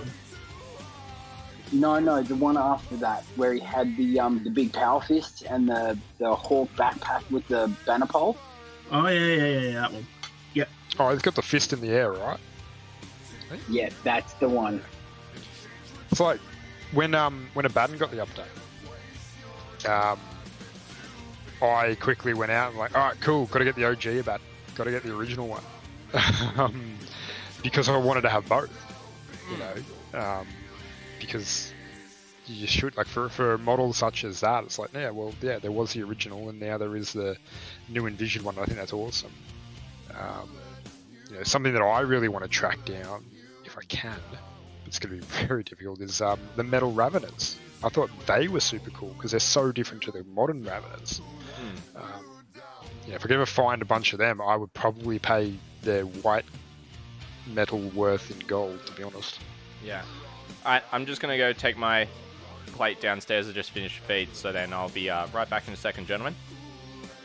We smashed that really quickly. Like, it was there and then it was gone. Yeah, eat Stream of fast. Alrighty, chat, I'll be back in a second. He's 11 quid on eBay. That Calgar. There you go. I had a quick look. He's 11 quid. So I don't know what that is in dollars. But yeah, it's Probably about 1,000. Nah. Nah, it's. I think it's like just under double is generally Aussie to pound. Yeah. So you're probably looking at $20. The Stinger is you're probably looking at 30 to 40 for the shipping. Nah. But that being said, it's going to be like the same price as buying a character model here in Australia anyway, so it's probably worth it. I used to sell on eBay, and I used to sell to. I used to get a lot selling off to Australia because of the way that it works. Royal Mail, I'm probably looking at about Alrighty, I'm 7 back, or 8 chat. quid, which is about $16. Yeah, and still definitely cheaper. Yeah. That's what I used to find was weird, because when I used to sell on eBay, I would still, even though I'd be like, oh, it's going to cost you X, Y, Z amount of money to get it over there, the guy's like, yep, and snapping my hands off for stuff when I was selling like bits of armies, just simply because they could buy it off me, selling off my stuff on eBay, and still get it cheaper than whether or not they were getting it in Australia. And I know when I bought Indomitus as well, I did some research, and it was cheaper to buy it on eBay and sell it and send it to Australia, despite the fact it weighed nearly a kilo, than it was for an Australian guy to go and buy it at a discount retail in Australia. And it was just like, I don't understand, because I appreciate there is the Australia tax on things, which you guys sort of obviously know it's real, but Yeah. it still is. As a guy in the UK who's trying to sell stuff, and I'm like, yeah, I'll send it. I'll send stuff to Oz. I don't care.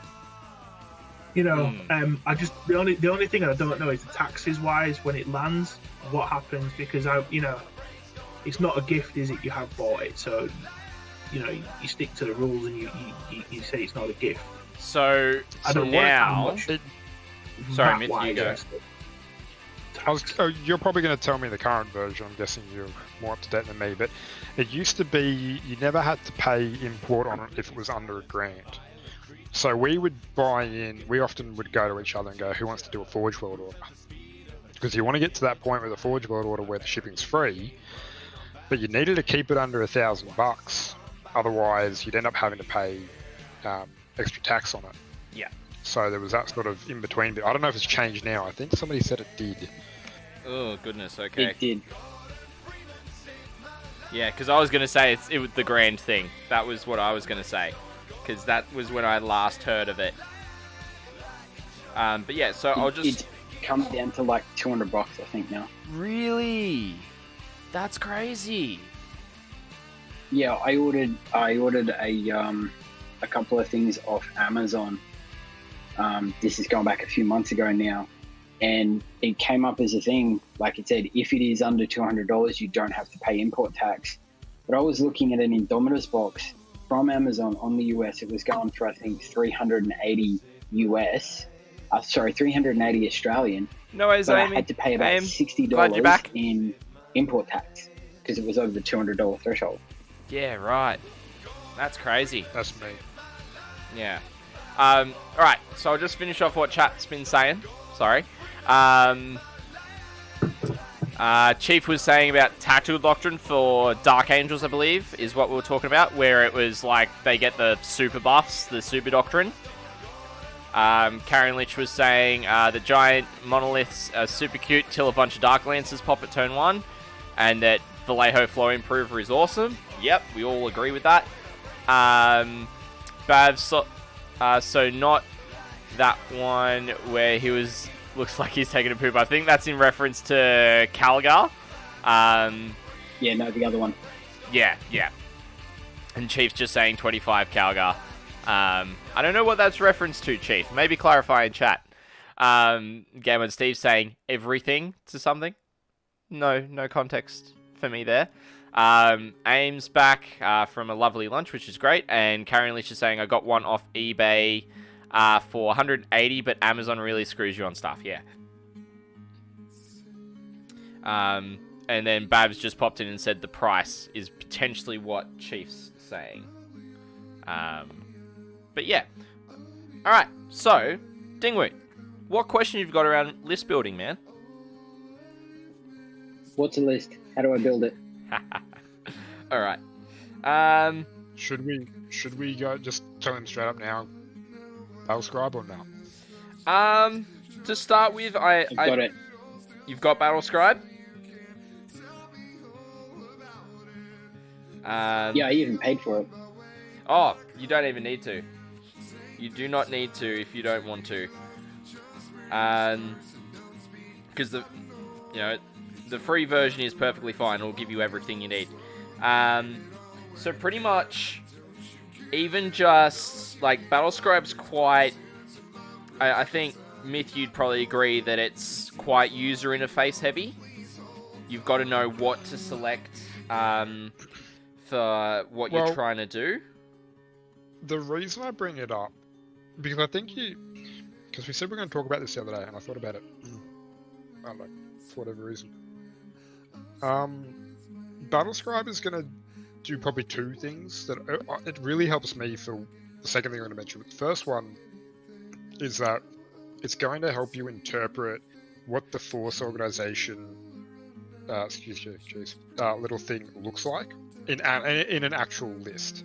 So you've got those little diagrams or whatever you want to call them.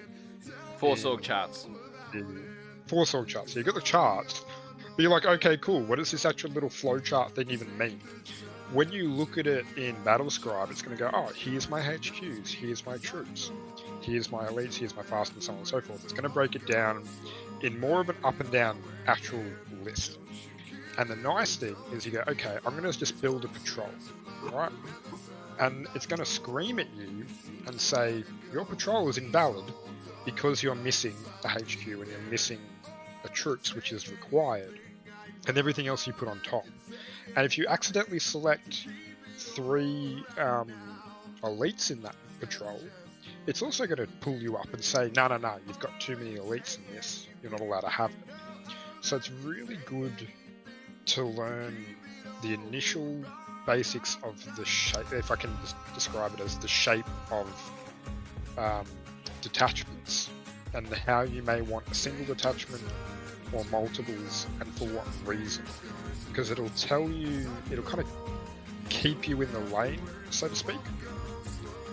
The nitty-gritty detail that I think Scotty is sort of mentioning and more referring to in that, yeah, that's different. So take what you can from it initially. The bits later on, yeah.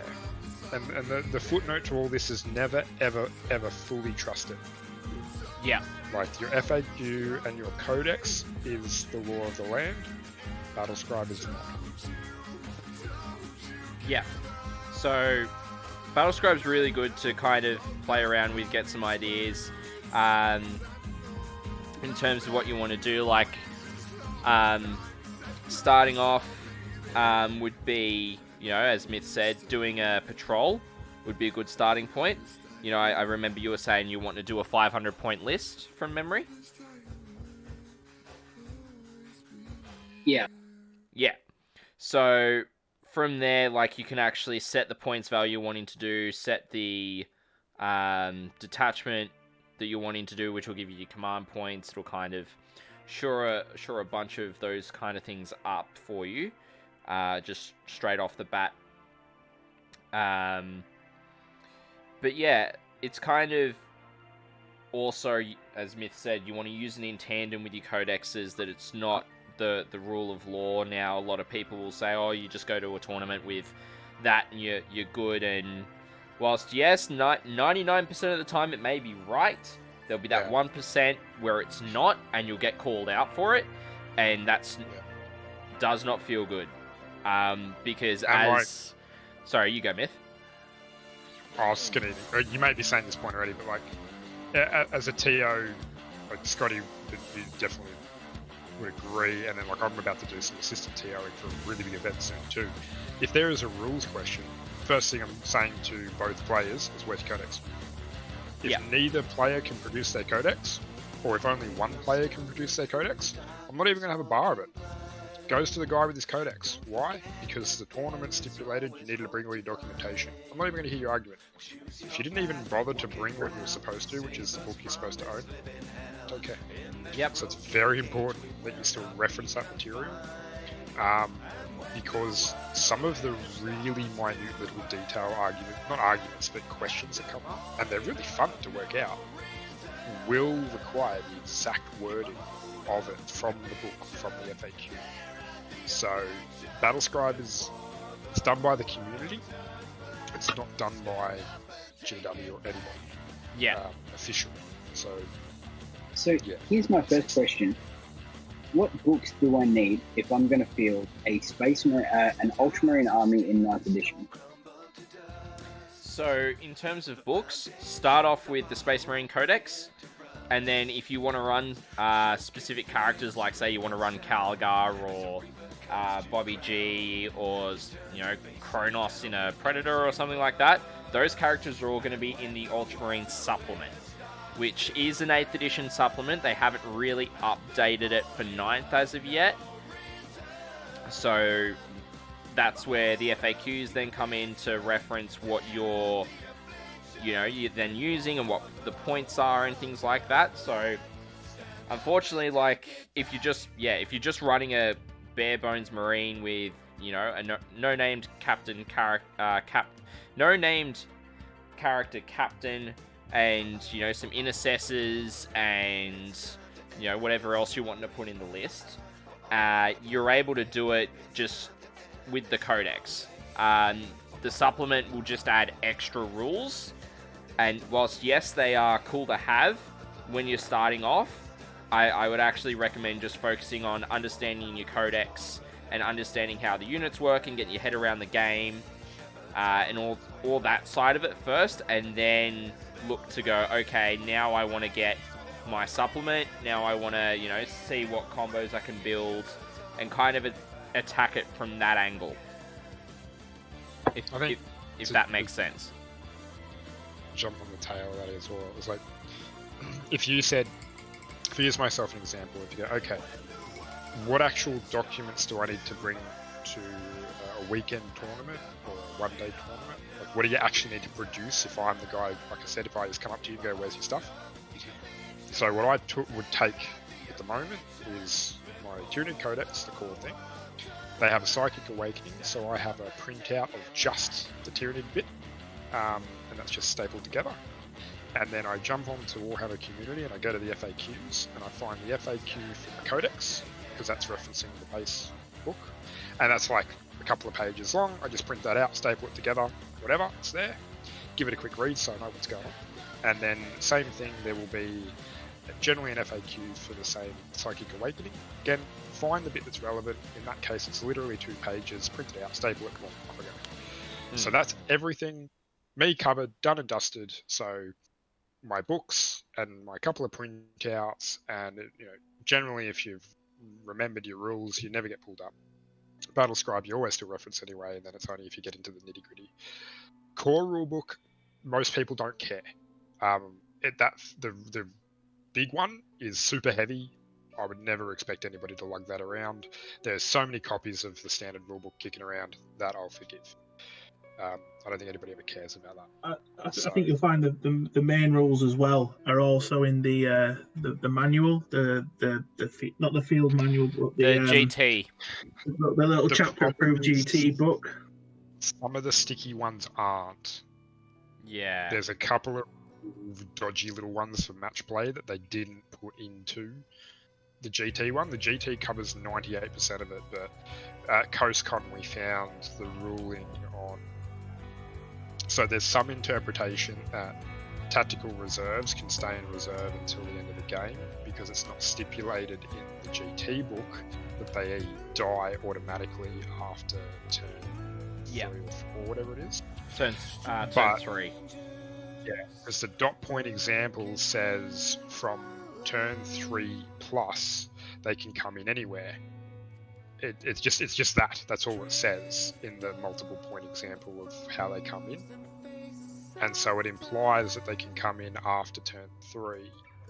But if you look back at the core book, then that actually has a different thing that says no, in matched play specifically, they die after turn 3. So there's some really cheeky little stuff, and you've ultimately got to be, if you're rule lawyering, you've got to be across the board. Yeah. Again, it's like Scribe, don't take it all for true fact. If you think it's too good to be true, probably is. And if you're unsure, just check it. Yeah. Not enough people do that. Yeah. So yeah. So does that help? A little bit, yeah. Yeah. So I was looking. Hold on, I just got to get myself organised. I've got airbrushes and paint and everything everywhere. I need my computer. All good. Take your time. What I'll do is I might run through what chat's been saying whilst you get yourself back organised. So in chat we've had AIM saying eBay's US export system is an absolute mess from what they've seen. eBay is required to collect GST on everything up to $1,000. Over $1,000, it's collected at the border. And that's from Game on Steve as well.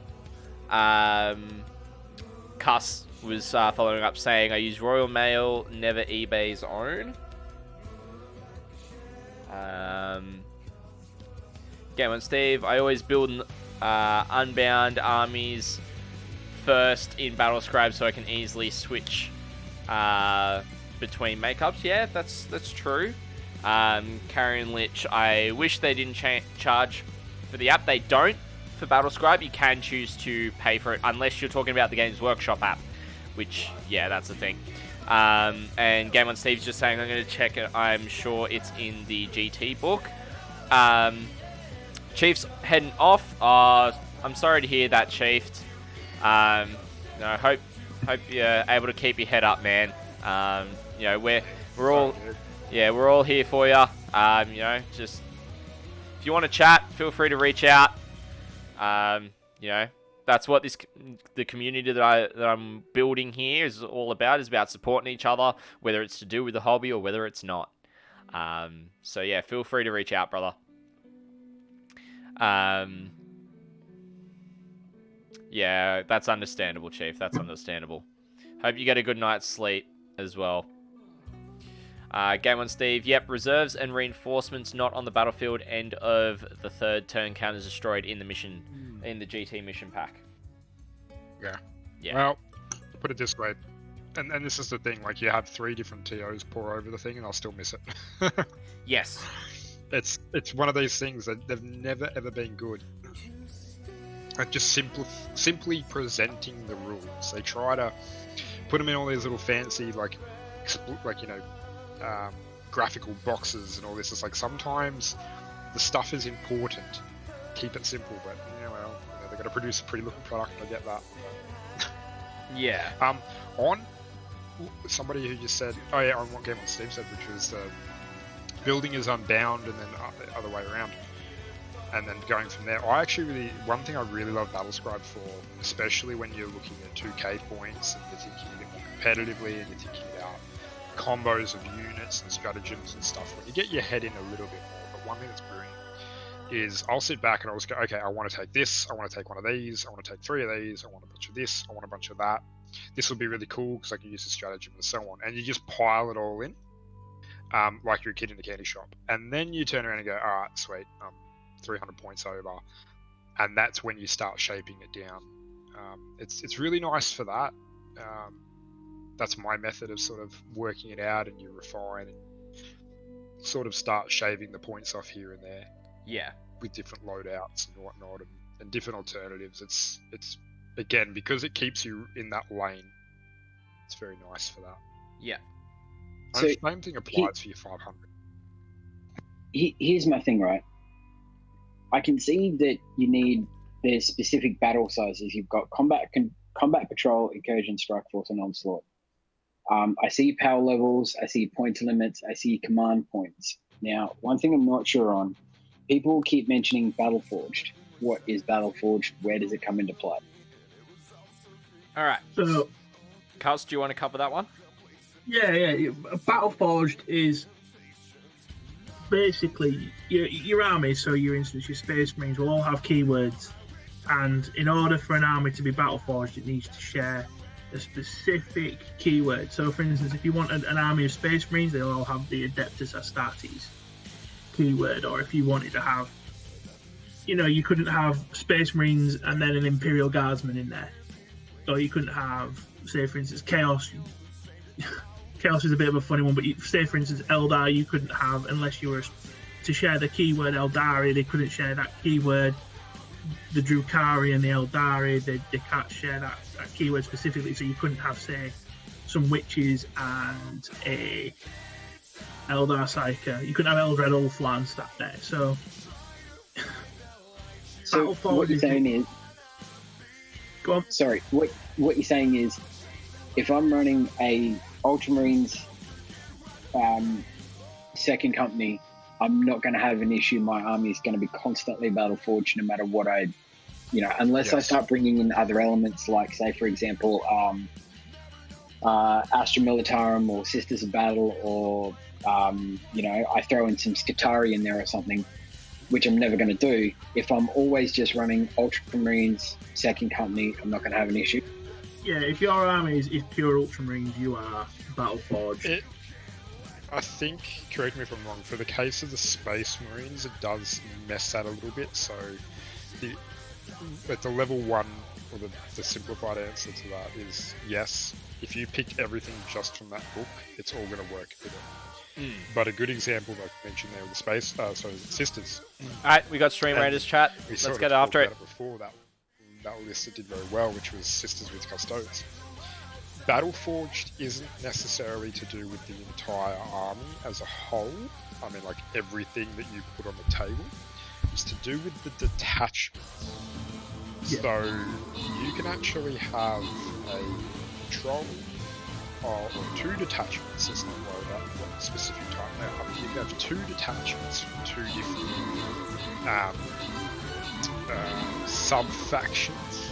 And so if we think of it, Imperium is the mega faction, right? It doesn't matter if you're a sister, you're Admech, or your Space Marines, you're part of the Imperium. And that's what allows you to stand next to each other on the table, flat out. There's only there's like 3 or 4 mega that was factions rough. to keep it simple. But I can have Let's get some more units a down detachment that is next only time. made Chat. of custodes, and they're Battleforged, and they get their advantage for being so. And I can have a detachment of Sisters, and the same thing applies. Where I underscore Let's go that this one before, instead. where Space Marines are a bit different is that every now and then there is something that denies you an extra special rule if you do that. But generally, it's relatively common that you'll see either the full 200-point army or the full army of just pure, this comes from one book and one sub-faction, so on and so forth. Or you might find that it's a double up. But within that, they all stay the same, if that makes sense. So, yeah, it's about keeping them more common and not just taking bits from everywhere. So what they're trying to get you to do is run, for example, a single type of army just to simplify the rules. Because I imagine if you jump from, say, Space Marines to Sisters of Battle, there's going to be differing rules for each, we'll call them factions. So your Sisters are going to have a specific rule for something that they do, and Space Marines are going to have something for a specific role they do. But is it trying to stop you from chicken picking the best of the best and then running all of those rules together? Yes, it absolutely is. Yeah. So in 8th edition, what was the kind of the core reason why 9th edition has changed to the way it is was because a lot of people were running what we call Imperial Soup, or they'd run Eldari Soup, or they'd run Chaos Soup, and pretty much what that was just everyone nitpicking a detachment that's going to be a specific faction just for a specific bonus. So there was some detachments that were dubbed the Lucky 32 for Imperial Guard that would mean that you'd get, because it was also command points weren't, you spend from your command points to take a detachment, like it is now in 9th. It was you got command points for taking detachments, so you saw a lot more armies try and take multiple detachments to get as many command points as possible, whereas now everyone just starts off with 12, which is so much better in my opinion. So you were seeing things like Lucky 32 to get more command points there, or the Rusty 17, I believe is the other one. Yeah, there was just a lot of that going on where people would take 200-300 points out of a 2,000 point list to take something that functionally their main army could do, but they didn't want it to do it. They wanted to get the benefits from another detachment, another army. So really 9th has actually stopped that quite substantially in how Battleforge now works and the rules and such around it. So yeah, it's pretty much stopped all of that shenanigery for the most part. So here's my next question. For those of you that play specific, say for example, we'll pick on Space Marines at the moment. Just say I have my second company Space Marines, and the fourth company has a particular unit that I like. Can I run my second company and then borrow? I say that in exclamation marks. Can I borrow a fourth company unit or group of models, have them painted as fourth company, and run them within my second company army? Yes. There is Does that break it being Battleforged? No. So because the way that the Marine stuff works is it works off chapter, it doesn't work off company. So because Space Marines have got, typically they've got 10 companies to a chapter. So they've got 1,000 Marines, typically. There are some that are different. So, typically, so take for example, if you're wanting to run bikes in your list, if you follow the actual Codex on how it's done, they actually come from the 8th company, which is the Reserve Assault Marine Company. Because they're the ones that are trained up in it. Now, as I think I was chatting with you on Discord about as well, is that if you wanted to take bikes in your second company instead of Assault Marines, all you'd have to do is just, instead of taking the 2 units of Assault Marines, you would take the unit of bikes, paint it up as second company, and there you go, there's your close support element. So effectively, I can take any Space Marine, say for example, tank, dreadnought, anything, and paint it up as second company, and it doesn't really matter. But because I don't want to build an entire second company. I'd like to be a little bit more flexible and be able to go, well, okay, I want these 2 tanks, and I want that dreadnought, and I want that set of scouts and things like that. So that doesn't matter. It still contains me as a Battleforged army, and I can still run it how I see fit. Yeah. So Game on Steve actually touched on this in chat. You need to care more about what chapter tactics you're taking more than companies when it comes to your detachments. So what you'd ideally want to do, say you wanted to bring in Blood Angels. I know Radically Bad, who's probably still kicking around in chat, he's been talking about doing up some Blood Angels for his partner. You know, say you decided to do up a Blood Angels detachment to go with your Ultramarines. What would be very detrimental to you is that if you were to run the Blood Angels within the same detachment as the Ultramarines, because then neither of them would get their benefits for being just a Ultramarine or just a Blood Angels detachment. They would just get the benefits for just being a Space Marine detachment at that point.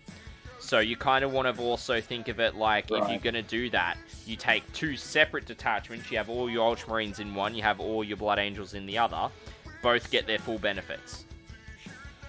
At least that's my understanding of it. For me, I generally will play just one subset of whatever faction I'm doing for my Marines at one time. I'm pretty sure Myth runs double factions for his NIDs, or he's looking to, so he might be able to shed some more light on this area. If he's still in Discord.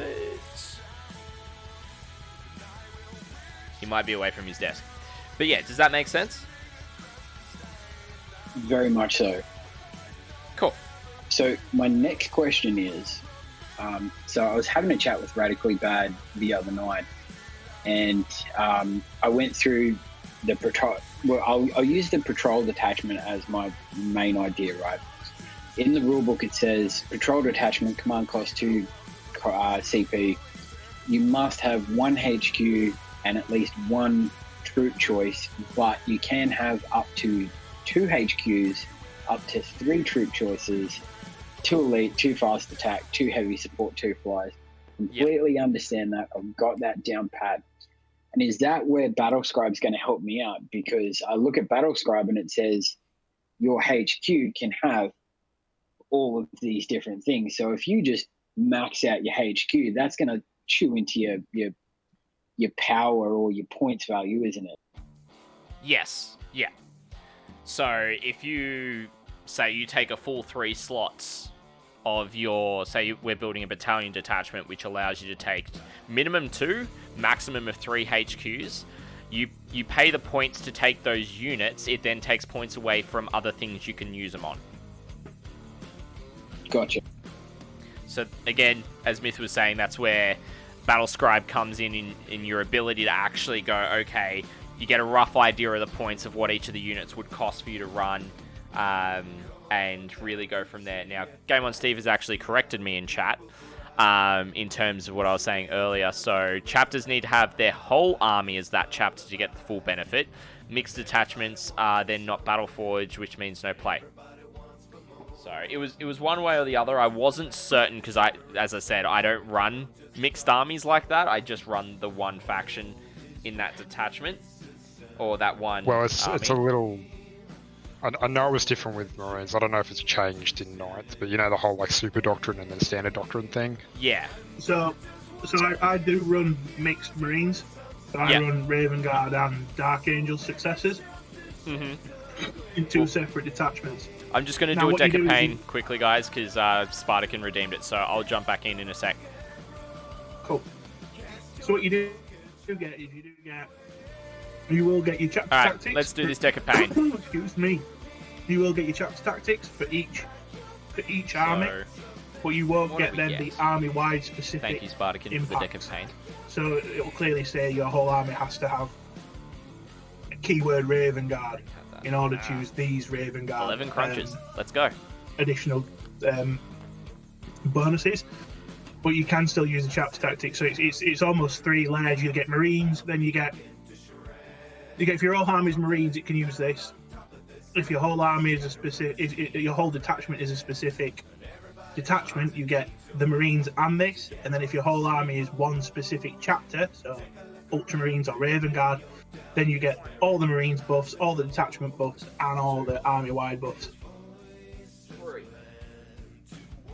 That's cool. That's essentially it. So, I'm not really concerned with playing, other even chapters, because I mean like I'm gonna have enough with my hands for painting, you know, Space Marines and Necrons. I don't want to go and do like, and to be honest, nothing really else appeals to me. Like Blood Angels and you know, I come from the days where Blood Angels were Thanks for that, massive. Like, Spartakin. everything was Blood Angels. And Hope everyone I is just got enjoying tired of seeing the them. stream, hanging out with us this You evening. know, but then again, some people could say that about Ultramarines. Yeah, second company Space Marines is pretty much all I'm going to run. I don't want to run anything else. I feel that it's going to be too much to hobby and too much to worry about initially. I think maybe down the track I'd be like, okay, cool. Well, I might throw another, you know, something else on the side, give that a try. But initially, it's like, yeah, nah. I just want to learn.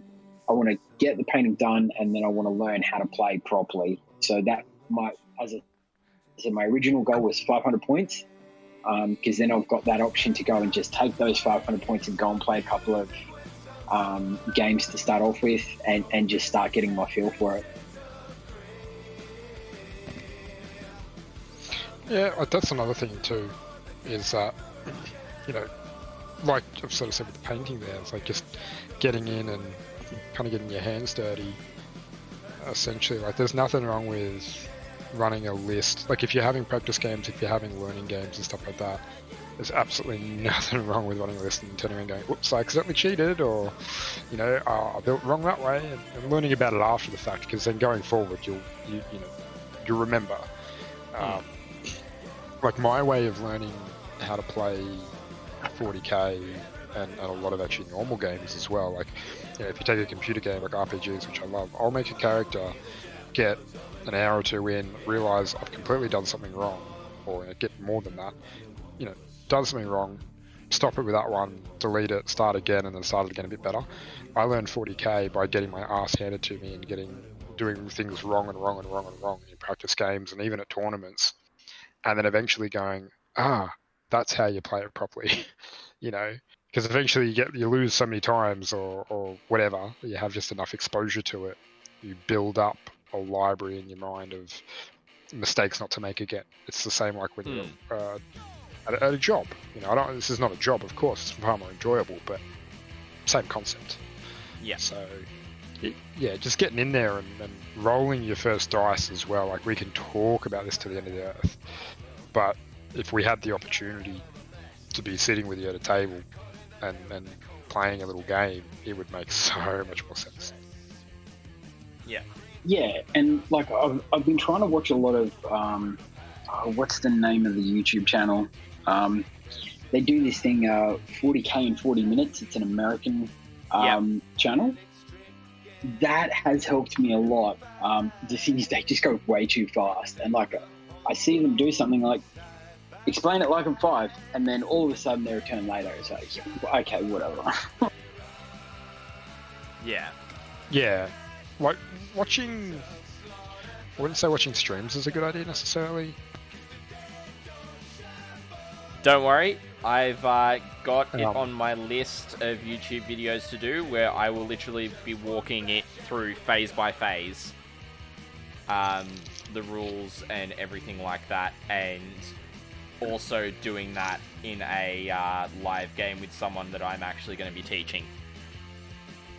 Well, yeah, like that sort of just came to mind then, but the thing that stopped me from thinking of like mentioning it out loud is like it's a lot of editing to do, but like you could literally put together a YouTube vid of, you know, how to play my first game 101 sort of thing.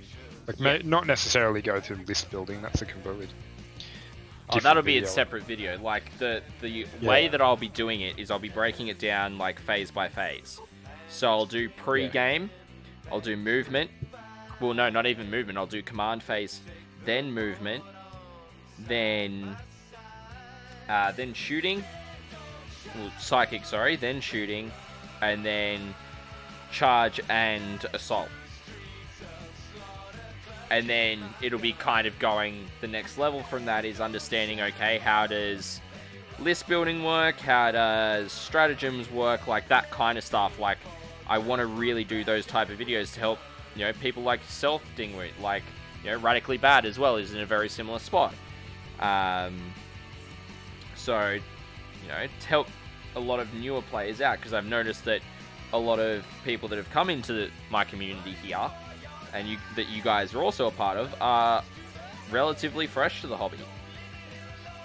So being able to put out content that you guys are going to find valuable, that you're going to find useful and packed full of information, is a no-brainer to me. So Yeah. And I guess there that's isn't the other really a thing lot too. of good breakdowns. Sorry. Well, that like I didn't go near it for a lot of years because it seemed like there was way too much of a and I don't mean this in any way. Please take it as I mean it, as a language barrier, because a lot of players speak a different language. It's like me in IT. Like everyone says, I speak a different language. I'm speaking English, but when you take yourself out of the jargon and the elite speak, yeah, it can seem like you are speaking a totally different language. Like I was watching one of these videos, and they're saying all of these numbers and invuln and D3, DC, and I did not understand it. But the more I watched it, and the more I'd sit there on my iPad and go, well, okay, what does this mean? I guess it would have took me about 3 weeks before I could start to pick up what they were saying and how it was working. yeah. Yeah. You're absolutely correct on that. Like, Yeah. that is like, I think that's probably something that every 40k player will take for granted. Is that literally the first week or two of diving in and being like, yeah, what is an invul? Because we say invul, not invuln, or invulnerable save. Sorry, there you go. Like, what's the D6? What's the D3 damage? What's the big one that probably pops up? Like 5 up. Like saying like an up.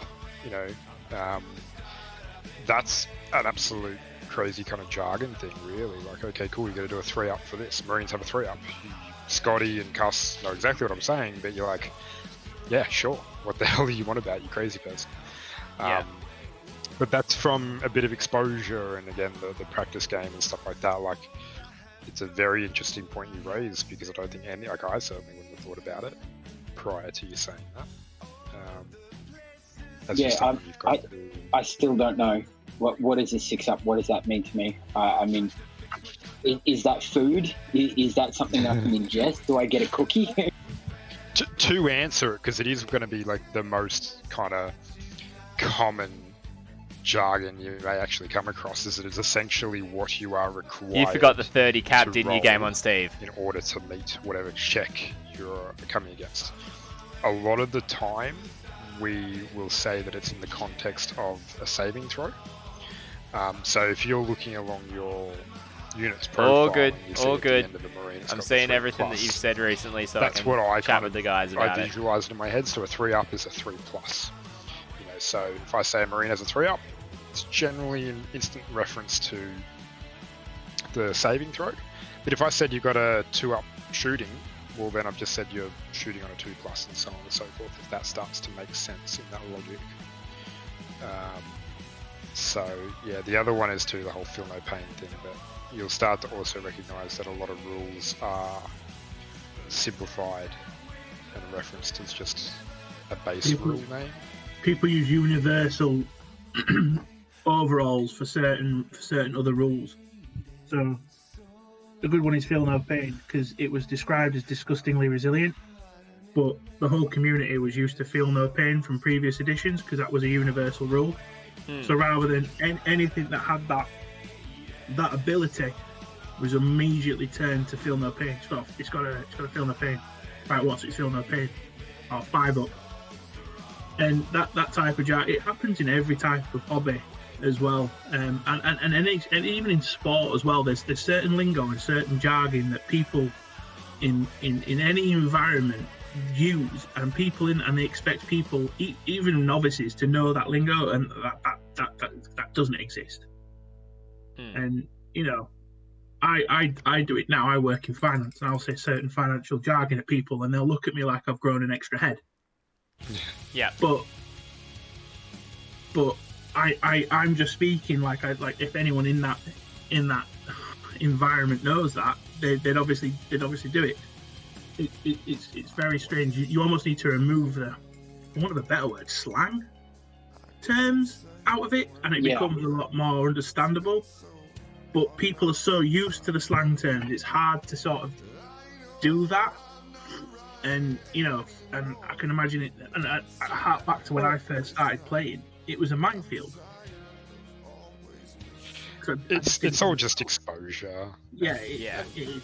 Asking the questions, and the thing is too, right? The power, love, and friendship of streaming to a degree. Like when we learned because we had nothing better to read but our book over and over again. Maybe we've got the Discord, we've got this. It goes for you and everybody else out there. You ask the question.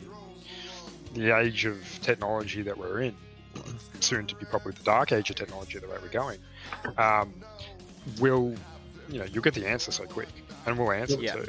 The world is a much smaller place, and you can find a community, and this is a good thing, like Scotty's, that breeds an inclusive environment, because there are places out there where you'd ask these questions, and you might feel a little bit. Someone will go, why don't you know that? Why don't you know this? These are the brilliant type of places where you might get an experienced gamer. Say, for instance, I'm not blowing my own trumpet, me or Mick here, who's played the game for years, and Scotty as well has played the game for years, who will guide you through it and are happy to guide you through it. And the beginning bits and stuff like that. And so the world's a smaller place. If TTS is a thing. It wasn't a thing 20 years ago, but it's a thing now where you can set up little games and you can show people movement and you can show people how stuff works, and you've got a visual as opposed to just trying to talk someone through it. Yep. And the only way you can ever do it is, as Miss says, is exposure and actually getting that exposure to the game, either going to a gaming club and having someone who will happily sort of talk you through the basics, or a community such as this that will be happy to sort of go through bits and pieces with you. Especially in Ireland, you guys aren't as lucky as potentially I am in the UK, where workshops are now very much in every town, and they're pushing that, and you get the ability to go into a workshop and speak to, the guys will give you free games, you use the store models, and they talk you through this. I appreciate sometimes in other countries there isn't that many GWs available, but we have that here, and that's also a great thing. I think that workshops need to be applauded for that. They will do that with people of any age.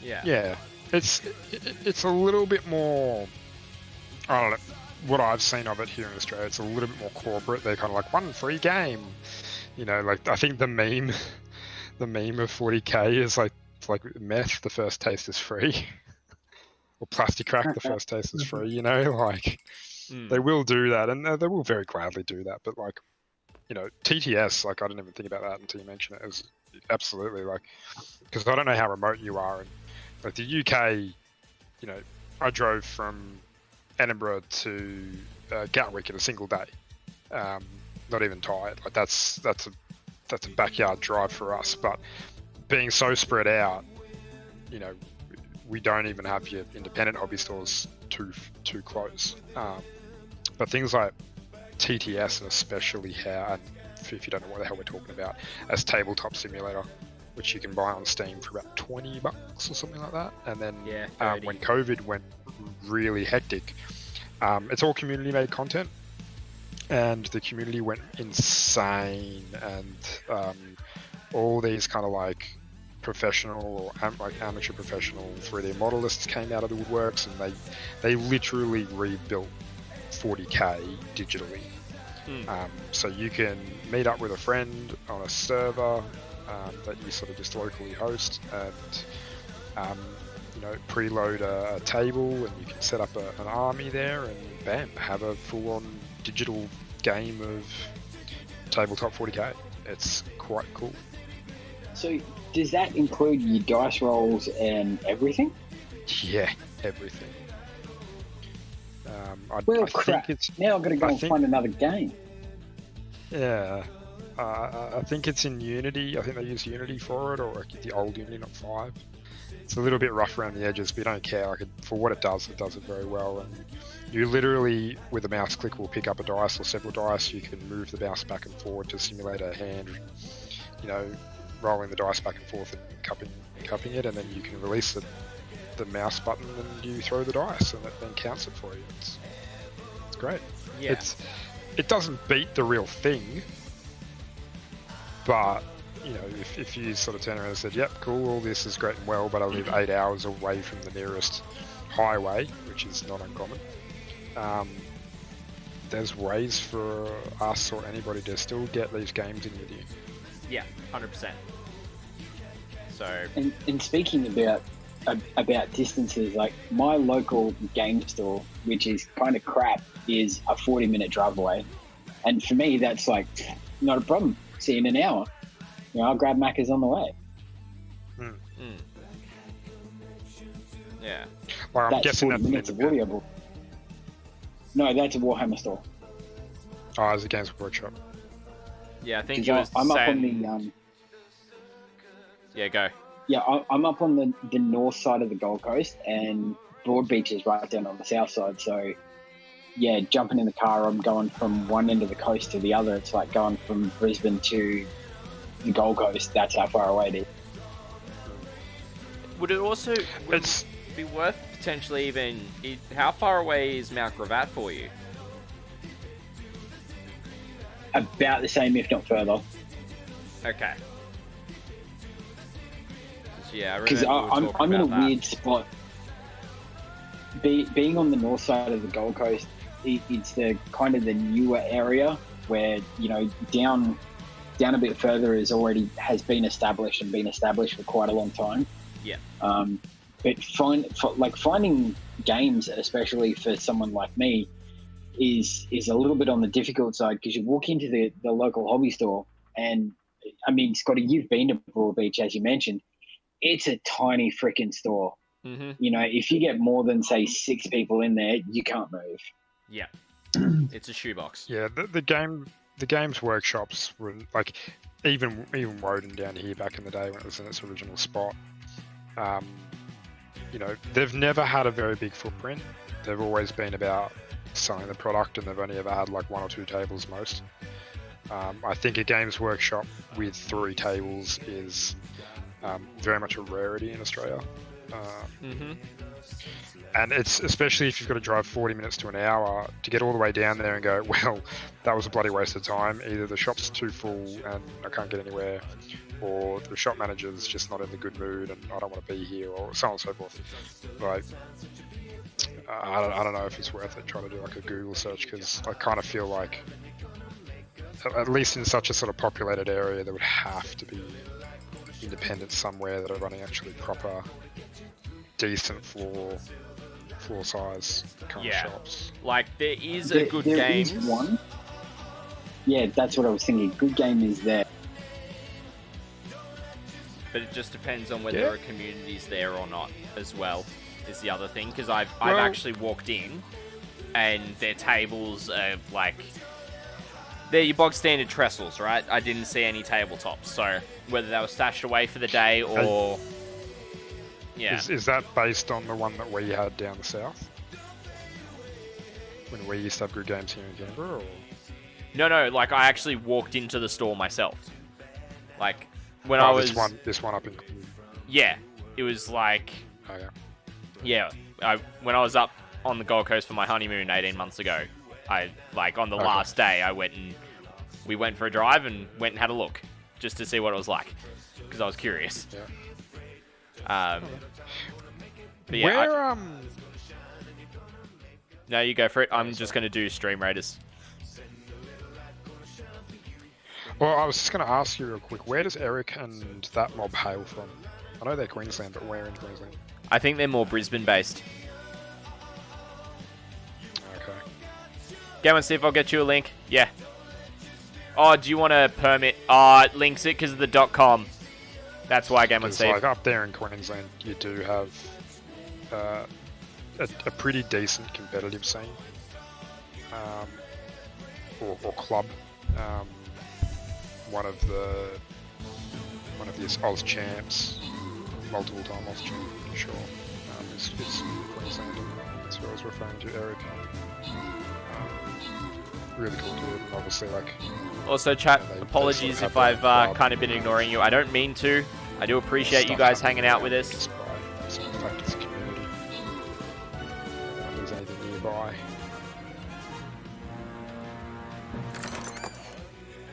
I'm looking at Good Games Facebook page at the moment, and you know it looks to be all what have they got here? Board Gaming Saturdays. They've got Warhammer Gaming Saturday, 10th of April, but I was down there one Saturday, and holy crap, it's like you've got to book months in advance. Yeah, right. Super busy, or? Oh yeah, like even when we like, because I'm sure everyone's down in New South. Are you guys on a mask mandate at the moment? No, we aren't in Canberra. Yeah, we're on a mask mandate up here, and even with that mask mandate, the store was chock-a-block. Like, Scotty, I don't know if you saw their new store in Southport. It's quite big, but even still, it was chock-a-block. And the sad thing is, the guys that run it don't know anything. Like, I walked in there and I picked up a bottle of Lamy and meeting him, and I'm like, can you tell me a bit about this? And he's like, I don't know what that is. I'm like, okay, do you have X box set? No, I don't know what that is. I'm like, dude, you've got Warhammer 40k stuff on the shelf. Yeah. Like, Yeah. Do you know what this box is? And he's like, no. Yep. Okay, dude. That's I'll a just classic come in here Good for my Games. paint, and then I'll take off. Yeah, I've experienced that at a different place. Like, you will catch these every now and then, these random little like shops that for no reason have like a Games Workshop independent reseller license, and they've just bought it because they know that they can make a quick buck by selling it for like 15-20% cheaper.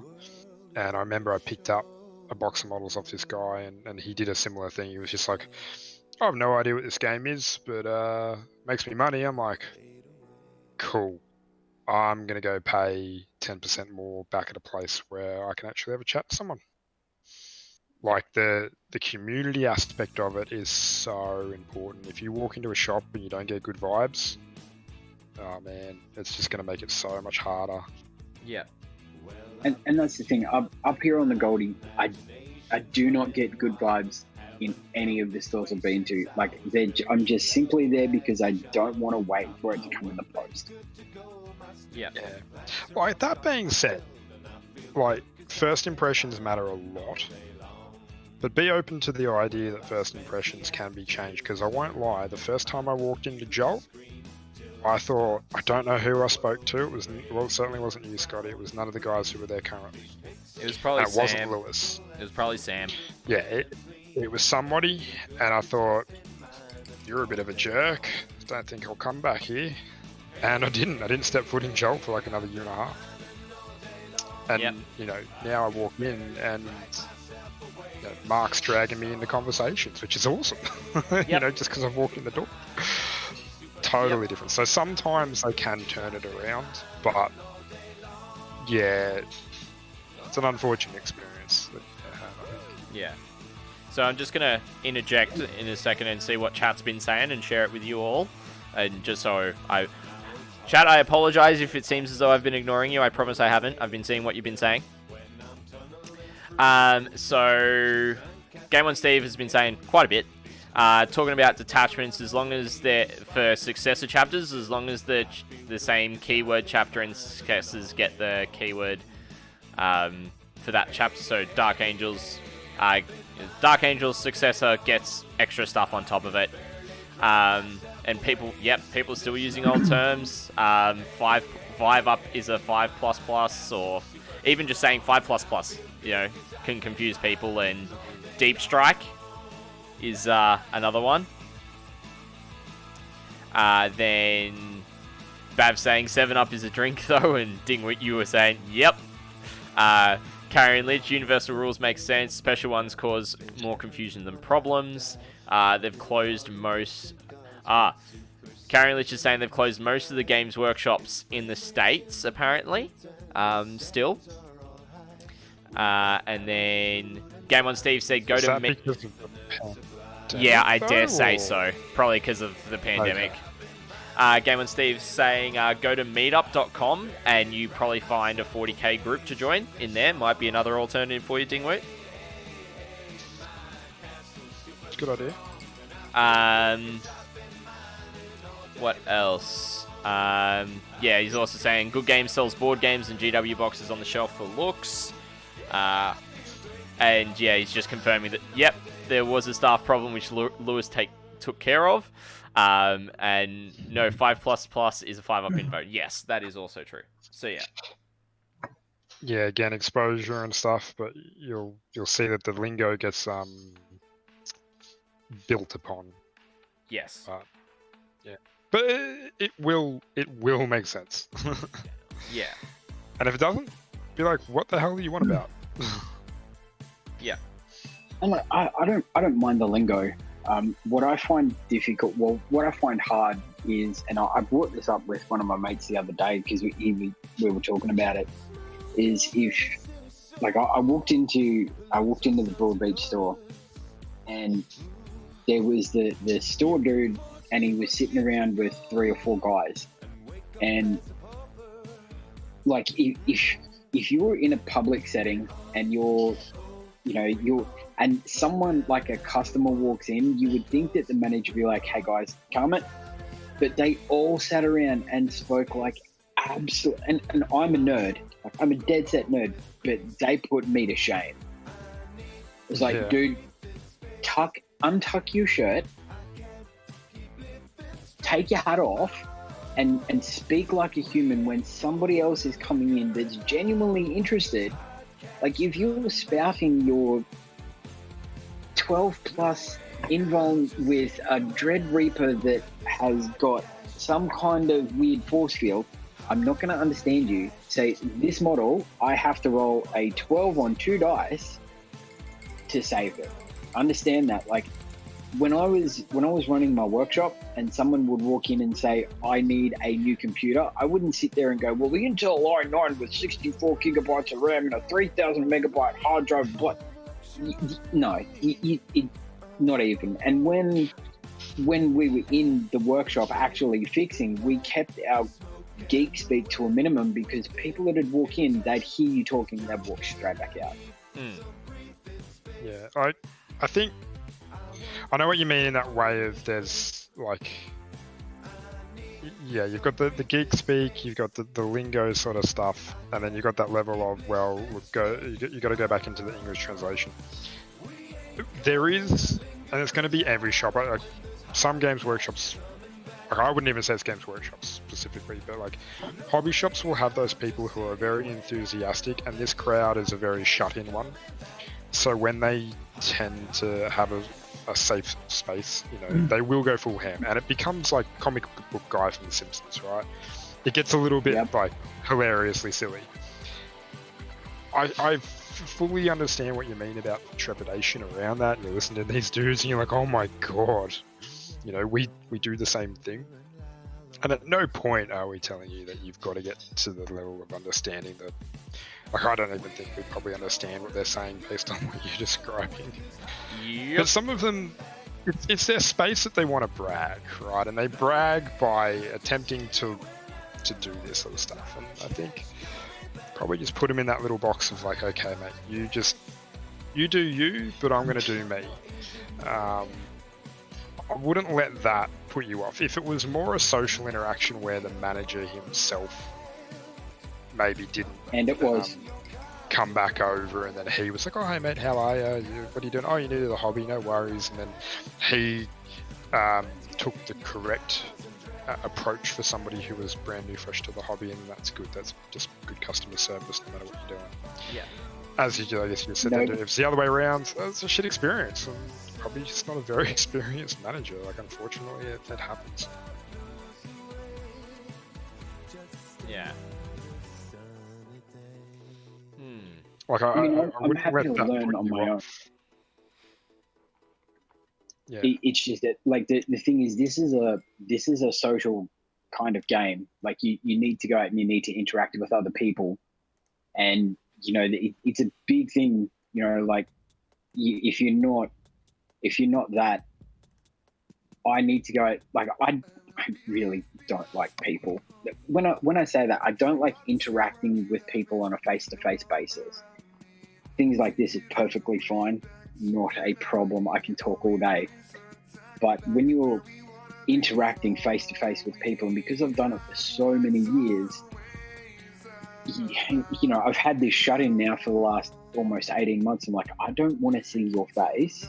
I'm happy to talk to you, but you just go and stand by the wall.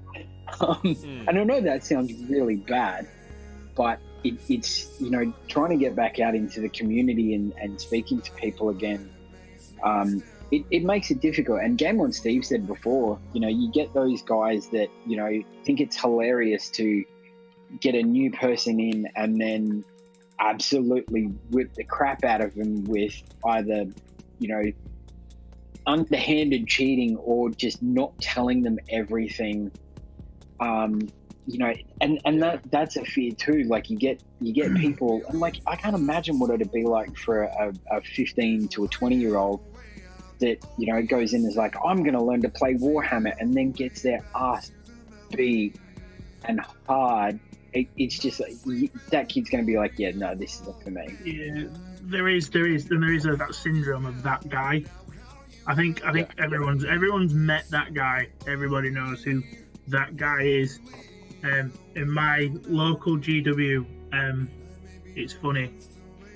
The manager has got me on the list of a person that they will put up against that guy. So if that guy ever comes into the shop and tries to be a bit of a, for want of a better word, a dick, let's just call it as it is. Yeah. They'll call me in, and they'll go, oh, yeah, you're really good, yeah, play Marcus. And then the thing is, and then at the end it'll be like, how was your experience playing Marcus? And that guy will not enjoy playing me, because I'll rock out a top meta list and just go to town. Yeah. Now that's exactly one what you're difference.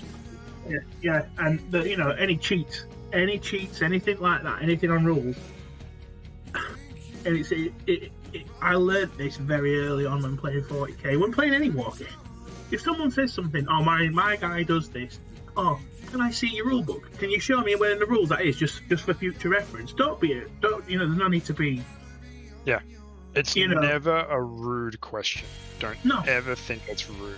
And you know, as long as you sort of, and you're almost framing it as for my benefit, not for your benefit, but for my benefit. Can I see that, just so I know going forward where that is, so you know, I don't get caught out by this again. Yeah. And you'll find a lot of the time that guy will have his book. Yeah. Because he's interpreted that rule himself, and he isn't going to bring that book so you can interpret. And you will certainly find too, like, you know, as you sort of said, if you're already in the IT industry, I figure you're probably already not too bad at reading manuals and so on and so forth.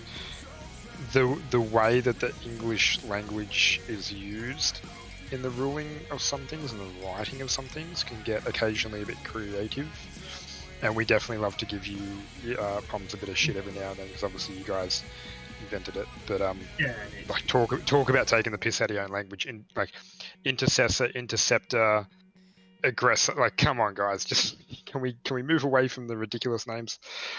But yeah, like the wording, the very specific wording of things can be quite mind-boggling at times. And again, there's nothing wrong with, in a competitive setting or even a friendly setting, calling a TO or going over to the shop owner and just be like, hey, I read it this way, he reads it that way, but we're in the mindset of the game and I want to interpret it the way that works for me and he wants to interpret it the way that works for him. Can you, guys, please just read over as an impartial person? Give it a look. I don't mean to interrupt, but is anybody aware that Prince Philip has passed away? No. Yes. Yes. My wife came in and delivered a sausage roll. And went, do you know he's passed away? Yeah. Sad times. Yeah. Jesus. Yeah, That's jeez. He had a it's good no inning. good. Mm, In 99, not bad. No, not at all. yeah. Um, yeah, so it's like that thing I said quite earlier tonight, and like I see top players not do this. They really should. It's not about being assertive, but it's just about respecting yourself as much as anything else. Yeah. If it sounds too good to be true, if your opponent is like, oh, this gun has 1,000,000 shots and it does this and it does that, and you've got an inkling, just be like, hey, are you sure? Can you double check that? And as Cuss said, it's a great way. Put it back on yourself or whatever. It's not rude to the opponent, because you're not saying, oh, I don't believe you. You're saying it's almost too good to believe. Can I see it so I can believe? You know what I mean? Like, you can flip it a little bit. Yeah. You see, So- I'm that guy who will go out and he will find the PDF version of the Codex and have it on his iPad. Yeah. That's fine. Yep. I'm the I same. know a lot of people that do that. They sell the PDF I'm version like- for a reason, and you get hyperlinks in it. It's freaking great. What do you mean sell? They don't anymore. Well, yes, they but- used to. Well, yeah. Yeah. Yeah, like I have. I'm not saying I own them, but I have seen versions Yeah. of the latest PDFs. I may or may not have them in my possession. I'm not answering that question in case this is listened to by the CIA. But yeah, You found them at the back. I'm that kind. Yeah, but I'm also that kind of guy that if I'm gonna go out and I'm gonna do something, I will buy every single bit I can. You know, and if I can't buy it, then I will fall back to type. Yeah.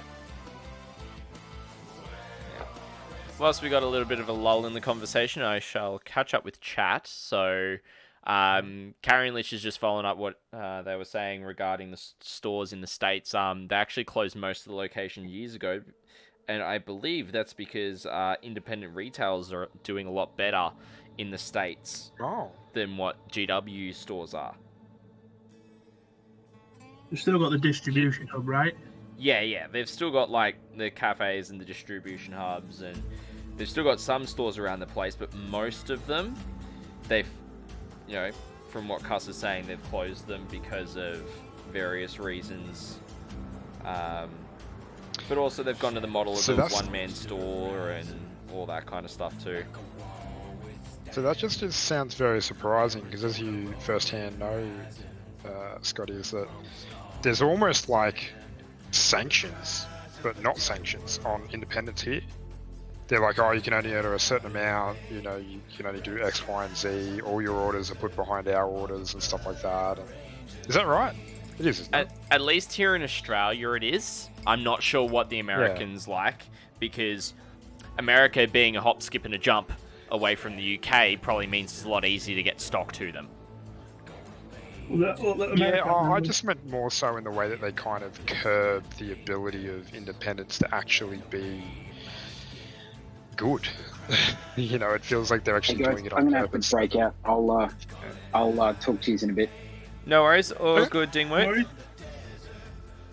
Thanks for having me, guys. Nah, all good, man, all Yeah. good, and you're welcome any time in the future when we do a community hobby night.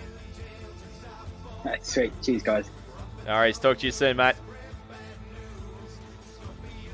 All right, let's have a look who we got in chat. So,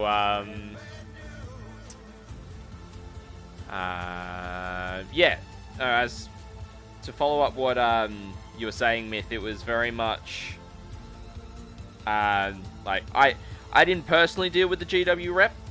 I'm gonna be honest. Lewis did a lot of that stuff, so I really didn't kind of have those conversations. But I do know that there were times where limits were placed on orders and such, so they do that, and they do prioritize their own stores.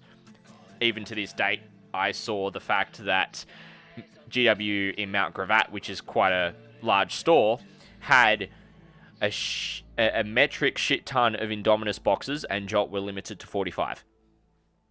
Yeah, I think didn't they get something like 2 pallets and they like literally created like a box fort or something ridiculous? Yep, pretty much. Yeah. Uh, And that's what I mean. They do that sort of stuff. yeah. So yeah, they do. I'm not sure if they do it in the States or not. Is the only thing. Yeah. I think we did. I don't know whether it's a GW thing because my local gaming stores get limited stock on certain runs, like, and as I said, like, I'm in the UK. And the GW stores themselves will also get not absolutely loads, but they get enough. Yeah. And the thing is, obviously, it helps more me being in the UK because if I do order something from online, I'm getting it within 1 to 2 days. Yeah. And there's different experience in the US. They actually have a distribution hub, don't they? Yeah. I think in Tennessee. Yeah, it's somewhere central.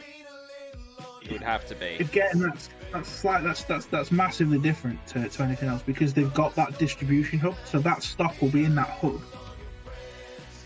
prior to release. Whereas in other countries where there's not that massive presence, it's going to be a lot more difficult, isn't it? Yeah. And then so they are going to look after their own more in that point.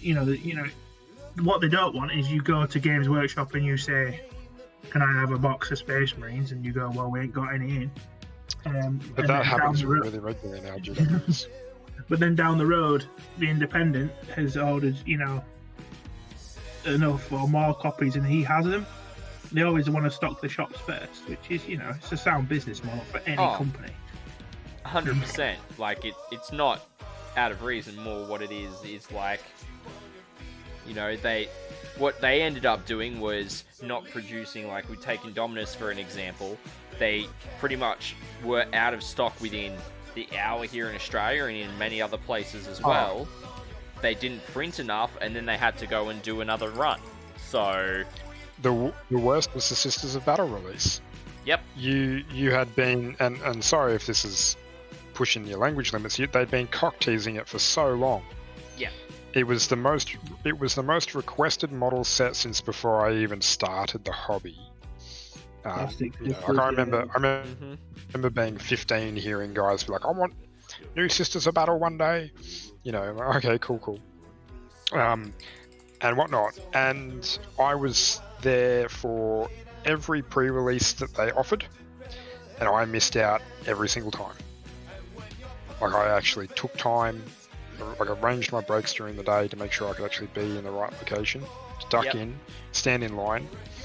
Out of the 12 of us that were waiting for the web console release, only the first guy got one. Yep. They all sold out in the first 2 minutes. Mm-hmm. And then on the whole random come in and we'll give you a number, I was number 11 and they had 10.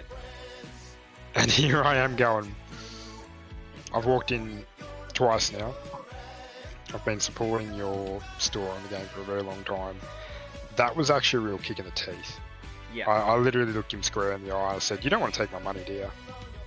Yeah, like, I will literally give you, I'm here to give you my money, but you don't want it. And that wasn't a dig at him. It was a dig at the stupidity of them. It's like, in the case of the Sisters and probably Indominus, as we're now learning, they're literally printing money. Yeah. Make more. It will sell, people. It will sell.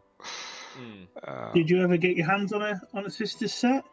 What I really ultimately wanted was the book to begin with, and I did end up getting the limited edition book sealed. Somebody had split the box up.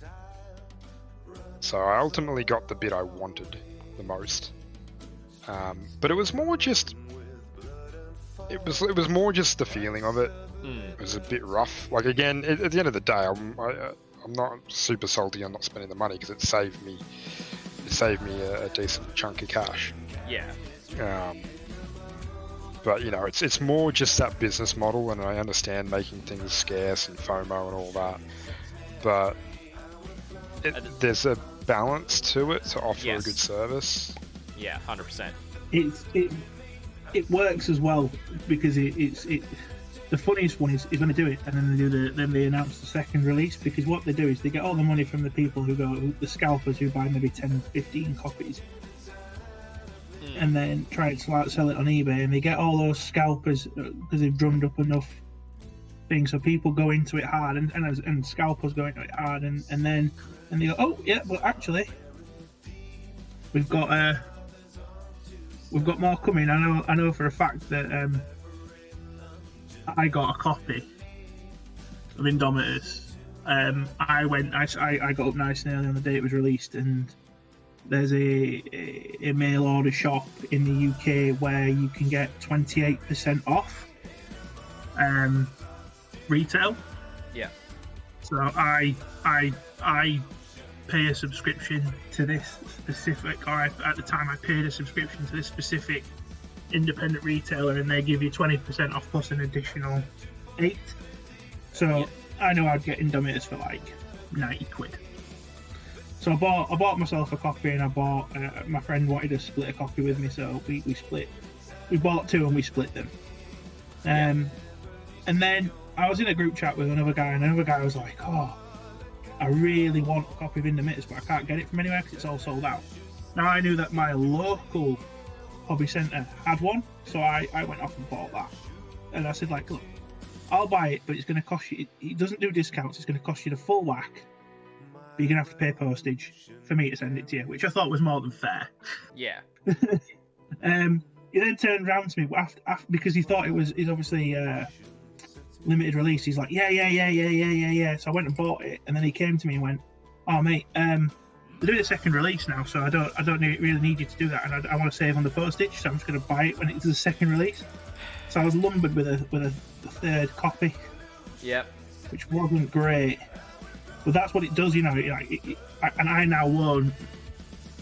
I won't try and help people on certain splash releases like that, just because I've got quite a unique thing in the fact that where I live, we have 1, 2, 3, 4 5 independent retailers within a 10-minute drive, and the GW.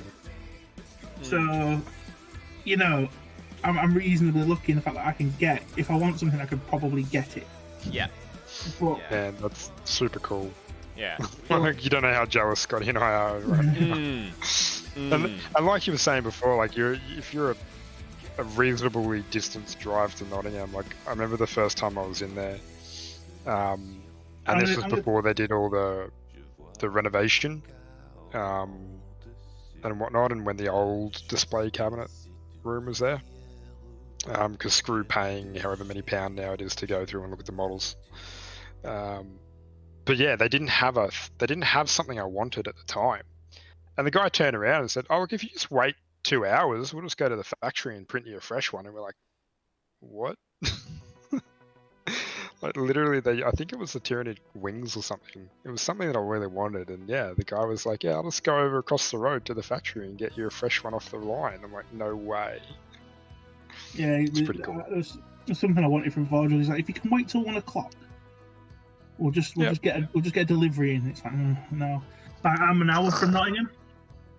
Yeah. Which for you guys is probably like an hour. What's an hour's drive? Oh, mate, my proper hometown is like an hour and a half away, and it feels like a 10-minute drive. For someone like me, an hour's drive is like, whoa. Yeah. I'm driving for an hour. You got to take a full suitcase of clothes just in case. Oh, I'm having to plan now. I'm having to have a break to go get a Starbucks. I'm like, whoa, this is an hour's drive. What? Like, I have family in the south of England, and I'm like, oh, you're too far away. It's a 4-hour drive, and they're like, yeah, we can appreciate you too far away. And I'm like, and then you hear stories like from you guys or people in Canada, and they're like, yeah, we drove 4 hours just to buy a book. I'm like, what? Yeah. Well, yep. The drive home from CoastCon that was... for us was... For you, it was a lovely pass out in the back of the car. It's fine, though. What was it? Was 12 hours. 14 hours? 12. 12 hours. Yeah, it was 12 hours. Including breaks. Great. Yeah, I was crook as a dog on the way back. You were buggered. I was royally screwed. and I was royally screwed for about a week and a half after it. So I might just catch up with chat for a second. Yep. So where are we? Game on Steve was agreeing with what Dingwit was saying. When you have social anxiety and ASD, it totally makes sense. And saying that guy hates playing me because I play the game of having fun, not caring what they do, and half that guy's fun is making the other person upset. Yep, very true, very true. Carrion Lynch, about what you were saying regarding unit names, is like they get the strange names because they can copyright the name. Yep. And then Game with Steve. Yeah. Yeah. Yep. He's continued saying, lol, just talking about the English language, and my partner sent me a Twitter comment from a Yank. No, sweetheart, the Brits stole our language and pushed it. So it doesn't make sense anymore. If they wanted to have a language that they could change however they wanted, they should have stuck with their native language. Number 13 of the dumbest things Americans have ever said on the internet. I agree with that. Bav says, don't let that fool you. Belgium is right next to the UK. Still takes them months to send stuff over. Okay, that was probably in response to my comment about America being over the other side of the pond. Very close. And Bav agrees that they get a max of 2 boxes of Curse City. Closest GW store got like 100. Game on Steve is then saying, we'll drive an hour plus easily enough to go somewhere, but Canberrans have this reluctance to travel to the other side of the lake. So, Cast, a bit of context on this one. If you've ever seen an image of Canberra, we've got a massive lake in the center of our city that kind of divides the north and the south. Everyone from the north doesn't like driving down past there to go down to the south, and vice versa. There's just this thing about it. It's so weird. There's literally like a big 3-lane like road that bisects across the state, and I draw that as the line of north and south. Yeah. That's and it, like literally you go past this road that goes east to west, and you're just like, yeah, everything changes. The roads change, the suburbs change. It's freaky. Yep. It's great. I wouldn't change it. Yeah. Alright. Well, Stream Raiders is going, and hopefully we can do better than we did last time.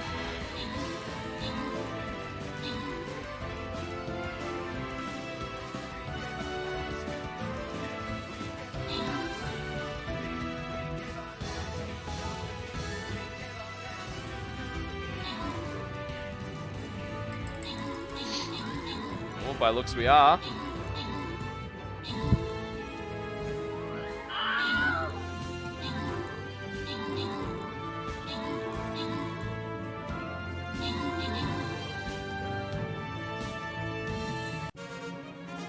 Alrighty, congrats everyone, we got the win that time, which is nice. And Deadeye Minis gets a reward.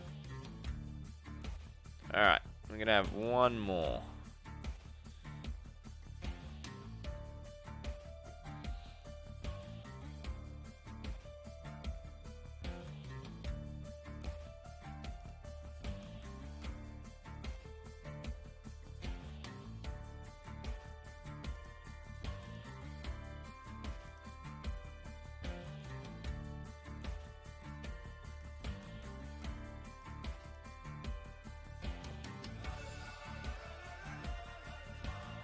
I am very glad there's no tournaments that I'm playing in coming up, I must say.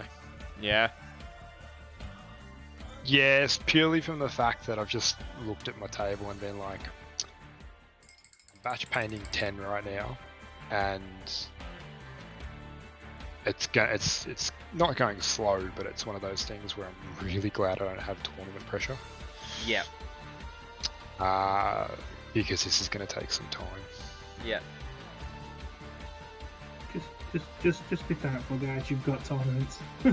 Yeah. We've got. Yeah, I know. I shouldn't moan about it. We've just about got Garden Hammer, but obviously, as you can imagine, with the English weather, Garden Hammer is subject to rain stops play. Yeah. And you know, we're heading out of it. I think Monday, certain shops can open again. We're getting there because we've done really well with the vaccination program. Yeah. So it's like it's a bit we've done very well with that. So we're doing better. But yeah, I think the earliest that we're going to come out of and tournaments can be held is the 19th of June. Yeah. After that point, you can start holding events because that's when all COVID restrictions should have been lifted. Yeah. And we're hoping to have the adult population vaccinated by then. Yeah. I say we. It's the royal we. It's not like me and my friends. Yeah. But, It's the collective United Kingdom. yeah. So, So hopefully that becomes a thing, and we can get out of it, and we can get to playing actual toy soldiers. Yeah. Hopefully. In a better way. Yeah. Because Garden Hammer, it's frosty. I'm not gonna lie. It's a cold one. Yeah, it would be. And you guys are even heading into summer. Oh yeah. In summer it'll be okay. We'll be at mid to late 20s Celsius, so we'll be okay. Yeah. We won't be too bad, but I was just trying to think, why have we down here never done like some outdoor stuff? But it's mostly because even if it wasn't too hot, too cold, or too fiery, bloody sun would just melt the models. We'll see, we have done it in, I think it was a bit before your time though, Josh. Sorry, It would definitely been, because I can't. You're right. Yeah, because I can't even think of when. Because it was one of the old guys that were a part of the group, John Krause, that would run it at his place. Yeah, okay. So, literally, we would have people hobbying, people getting games in, and a barbecue going. It's good fun. I know Matt's done one, but I think he's just set up tables in his place, hasn't he? Yeah. So, yeah.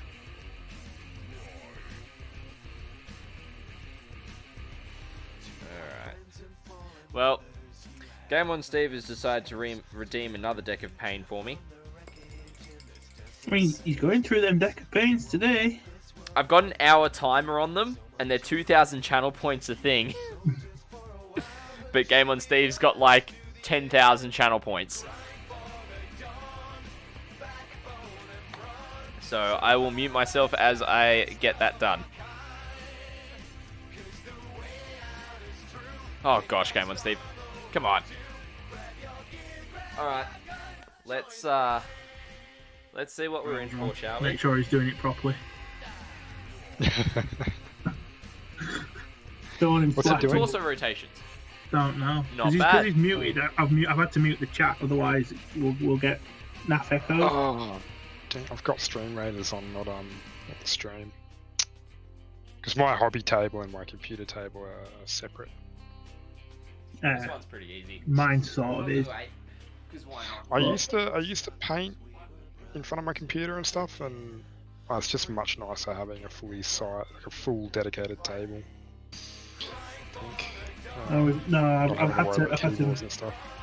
I've had to make a few adjustments because we're still working from home in the UK. So because I'm finance based, I'm still working from home. So it's like I've got the computer table and I've got the hobby table, but I've kind of had to shunt some of the hobby onto the computer table Yeah. to see stuff. Alright.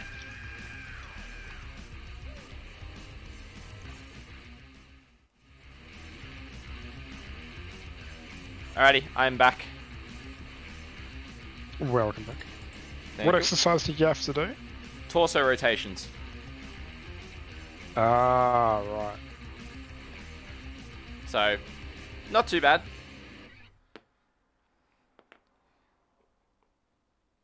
But yeah, it's a random one every time out of a set of 4.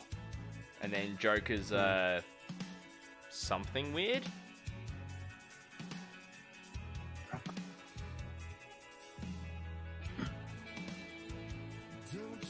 Joker's a plank. Yeah, yuck. Oh, love a plank. Wank until you fall. pretty much.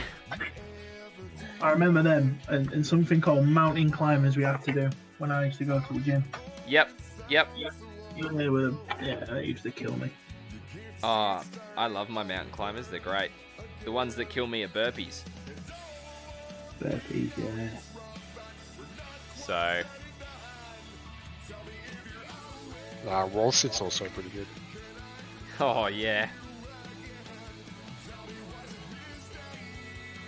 I used to refuse to do burpees because they made me look a bit silly.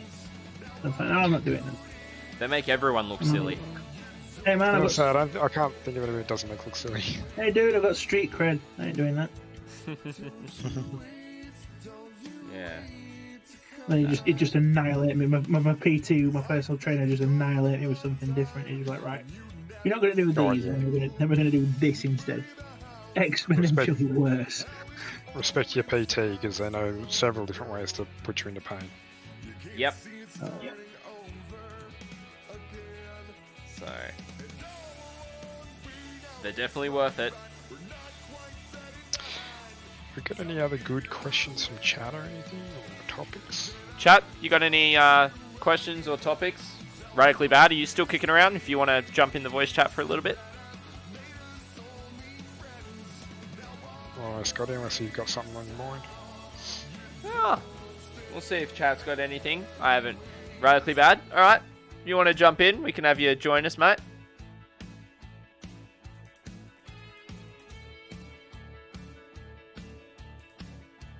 Just gotta unmute yourself there.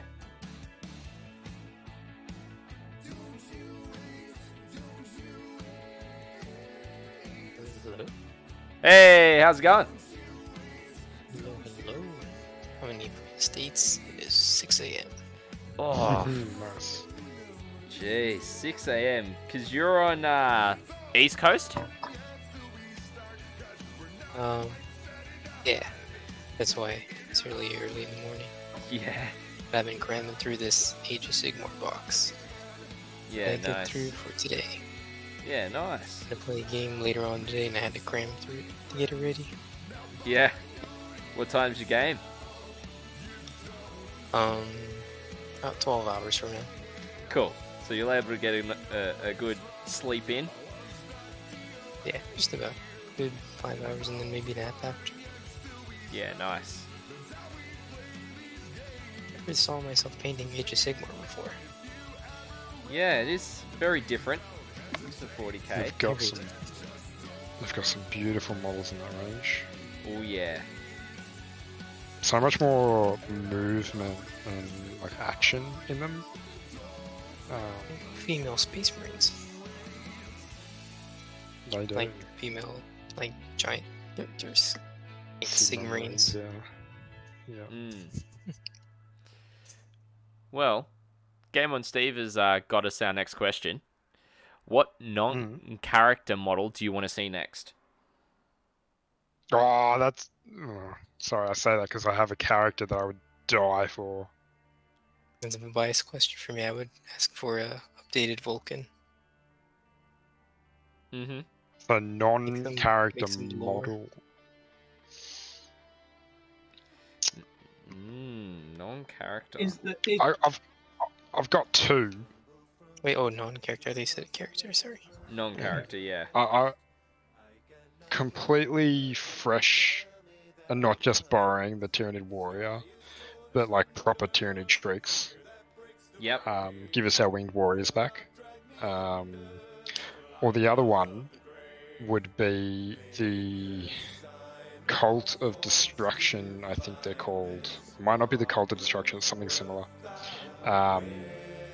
Terminators for Thousand Suns. So Scarab Cult Terminators.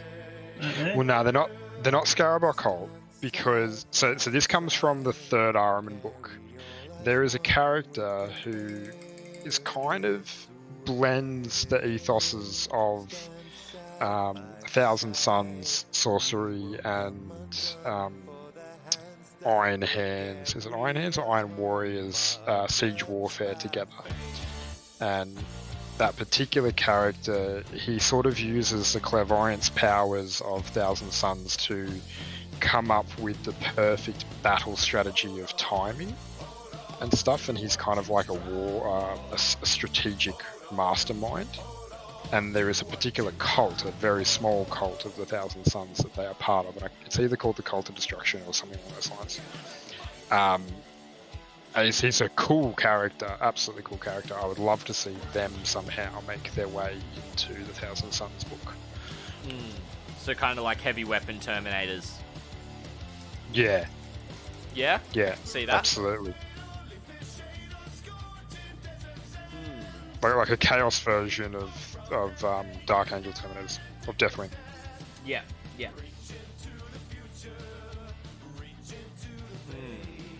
What would I want to see? See, it's hard because... actually no. I'd like to see something new for the Death Watch. Funnily enough. Maybe some... like a specific unit, so it's... like maybe doing like a full unit of, say, Black Shields, or like, because lore-wise the Black Shields are like from 30k they were Marines that when chapters splintered they really just formed their own pirate warbands and didn't really continue on in the heresy or anything like that. But in the current 40k is where they're actually Marines that have go to the Death Watch because they've been shunned for a particular reason from their chapter, or they're running from something, and they're actually permanently within the Death Watch. And their shoulder pads are stricken out, they don't have their chapter iconography, and they're just trying to redeem themselves by serving as a part of the Death Watch. So I'd actually you can probably do them out of a unit of standard veterans, but maybe do like a standalone kit to do the Black Shields, and maybe have them with specific weapons in mind in that sense. Don't have them be able to take all the upgrades, or maybe they get the arcane gear that no one else wants to run because it's Xenotech, right? Yeah. Well, one thing that as long as I could make a request on that, as long as it's not a baby carrier, you're good. No. There's too many of those. Many baby carriers. 40K. Yeah. Yes. I just wanted to get that in there. Yeah. What about you, gentlemen? Carson, Radically Bad. Any thoughts? I feel like I don't know the game well enough to give something that doesn't exist. So I'm still learning about the models. Yeah. Yeah, you need to be a bit of a lore nerd, I think, to a degree too. It helps. Yeah. On a similar vein to the Death Watch, I actually want to see the Inquisition. I want to see a full Inquisition army. Yeah. And I want to see it done properly. And I don't want a little two-liner in a Psychic Awakening where I get like some Inquisitors and a Jakaro weaponsmith and like some guys. I want like the full shebang. I want to have. You want the old Demon Hunters Codex to come back properly. Potentially, but I don't want it to have Grey Knights in there. I don't want it to have Death Watch in there, because that's all part of the Inquisition. I want it to have all the Ordos in there, and then I want it to be able to, and I'm aware, lore-wise, the Death Watch are the militant arm of the Ordo Xenos. But I don't want, obviously the Grey Knights are the militant arm of the Ordo Malleus. I want all the proper Ordos in there, and I want them to be able to be like, this is what you've got. And have the models to support that, and that would just be cool. Yeah. I reckon if they were going to redo the Kasrkin models, that would be where they would do it. Yeah. I think another sort of similar thing too, where you've got like a very esoteric, freaking Custodes as pikemen, man. we were begging it from the start when they were like, yeah, we're going to give you custodes and models. Like, cool. Shield and spear? No. But they've got spears, yeah, but you can't take shields. But shields and spears. You know, so one day they might give us that, because there is actually artwork of them using the shields and spears as a phalanx. Maybe that'll come in as a unit specifically called the phalanx custodes. Like, yeah, exactly. Well, it should be. It'd be fantastic. It'd be great. And I think it was just one of the biggest missed opportunities for the custodes when they came out. Yeah. More Harlequins even as well. Just Yeah. expand the ranges you've got, because the thinnest codexes were Custodes and Harlequins, and you know, Yeah. some might say, some who play competitive 40k may say that Harlequins have got enough, being where they are, but I think they just look. I think if they have more, They've got some bite to them, but I think they're still very similar to Custodes. Their small model can really only build them maybe one or two ways at most, and you get what you get. Yeah. You know, it's but you lack a lot of 40 versatility, you lack a lot of redundancy, but if your dice are hot, you're going to devastate your opponent.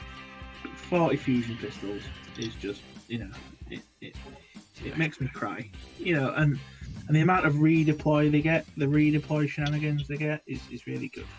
But, again, Custodes, you know, Harlequins are very much, you know, they're sitting pretty quite high up in the meta at the moment, and you know, for all intents and purposes, you kind of know why. Yeah. Yeah. Scotty, I'll just be 2 seconds, mate. No worries, Chief. All good. But anything with a limited model range, I'd like to see expanded. Yeah. I mean, Game on Steve has said in chat his is obviously new Legio Cybernetica robots. And he'd also like some updated player models for the Murder Clowns, which I believe is also Harlequins.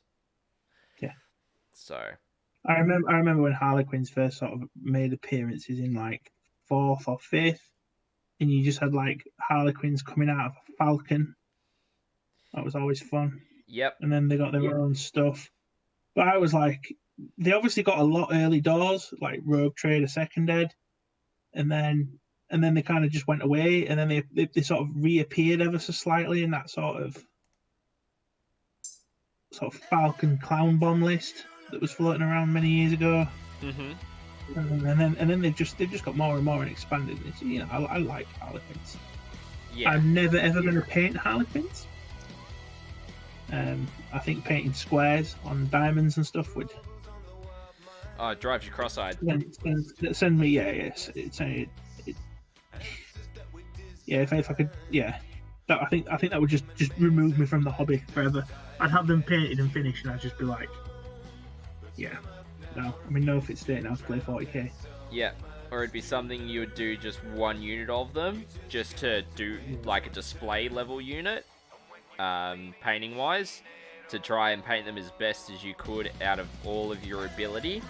And then once you finish them and you're really happy with them, you call them done, and you kind of go, yeah, I've done that now. I don't feel the urge to collect that army.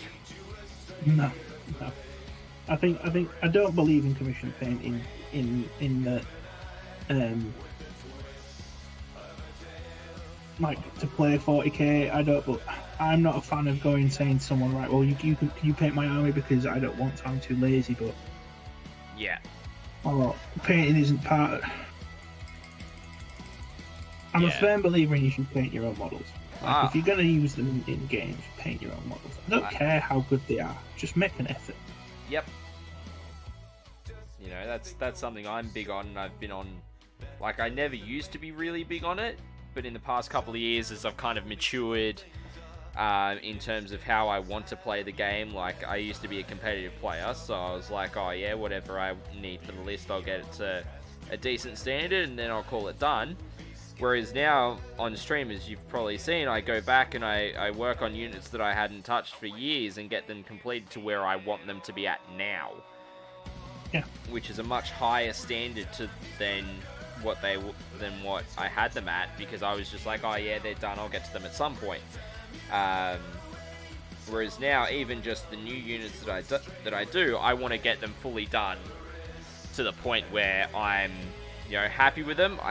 And I never want to have to go back and touch anything up because I know that they're in a spot that that they're good and I'm happy with them. And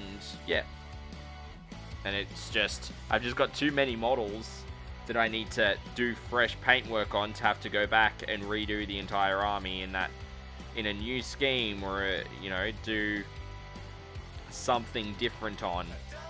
So, which I have done before as well, which is like, if you want to burn time in this hobby, chop and change your color scheme.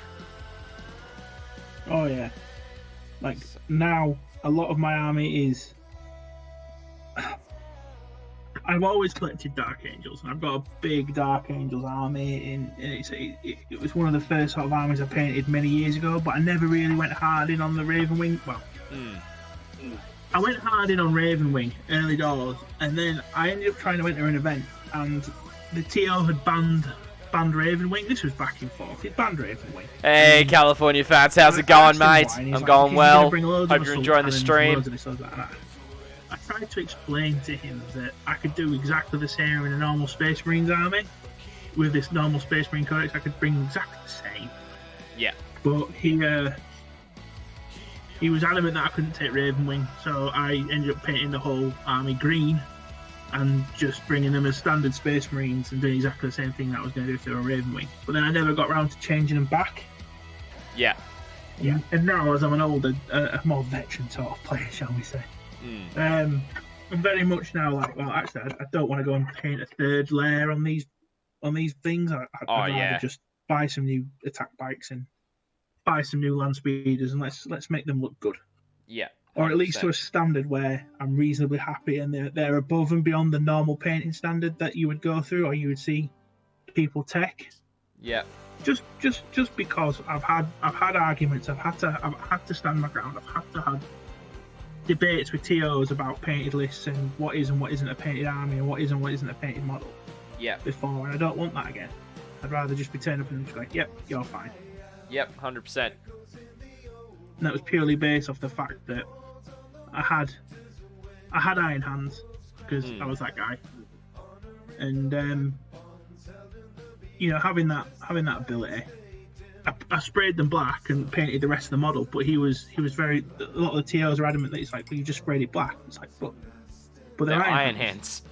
Yeah. And that's the argument you were having all the time. But now, as you get older and as you learn more techniques, like black now isn't. I don't paint black for black anymore. Yeah. Well, good morning to you too, California fats. Hope hope you're having a good day planned. Dark sea grey I use now, as opposed to black.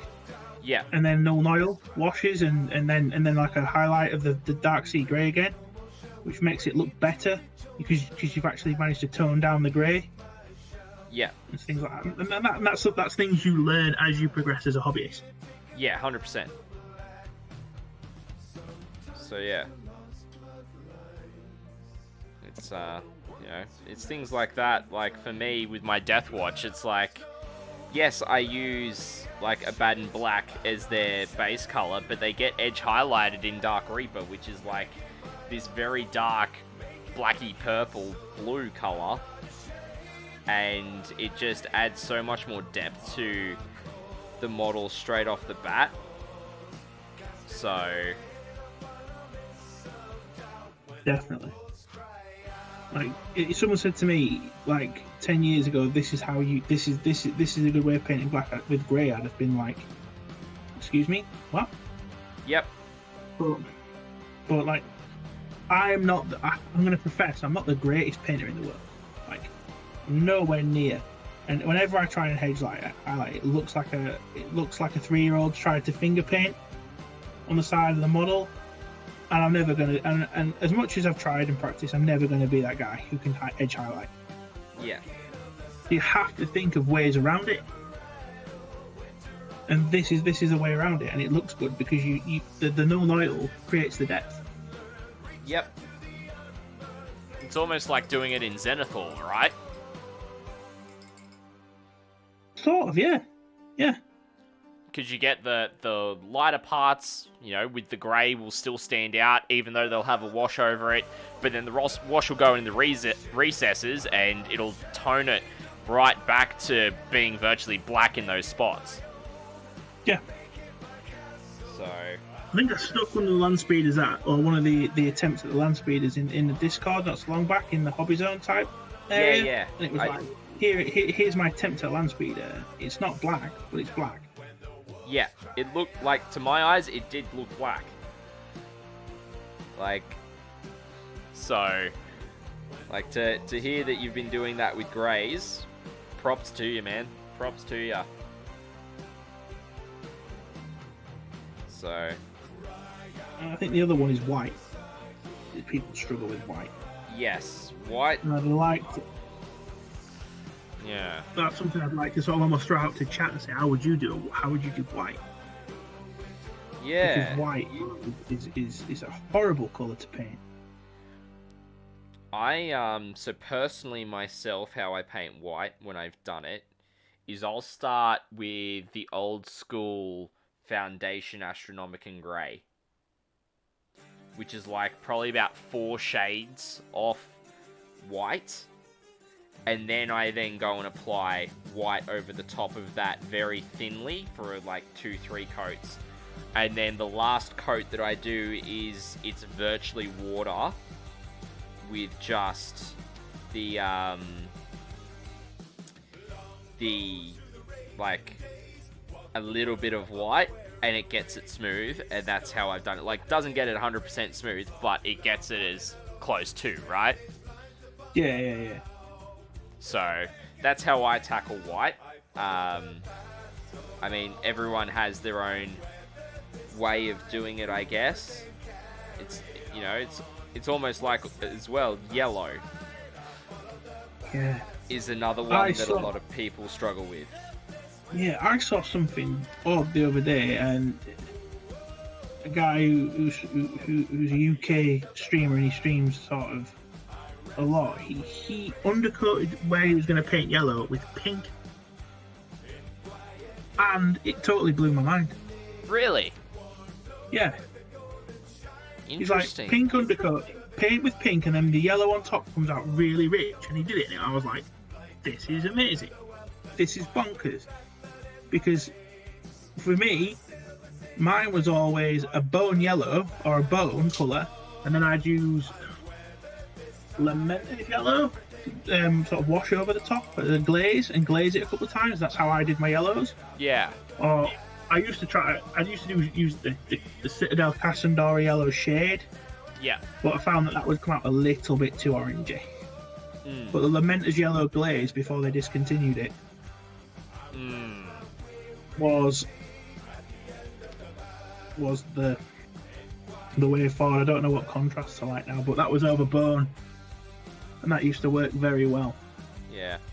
Game on Steve in chat's just saying pink undercoat for bright yellow, brown for dull yellow, red gives a very fiery yellow look.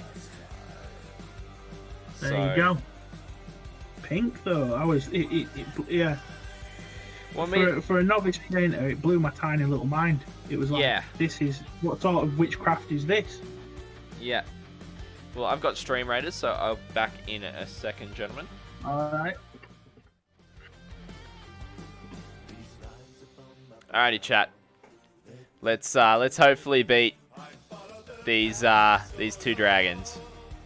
Actually, me.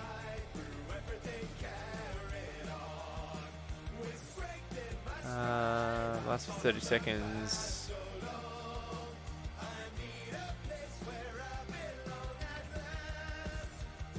Yeah, let's get movement speed. Let's get in there quicker so that they don't reposition. Alright. Let's get after it. I have returned.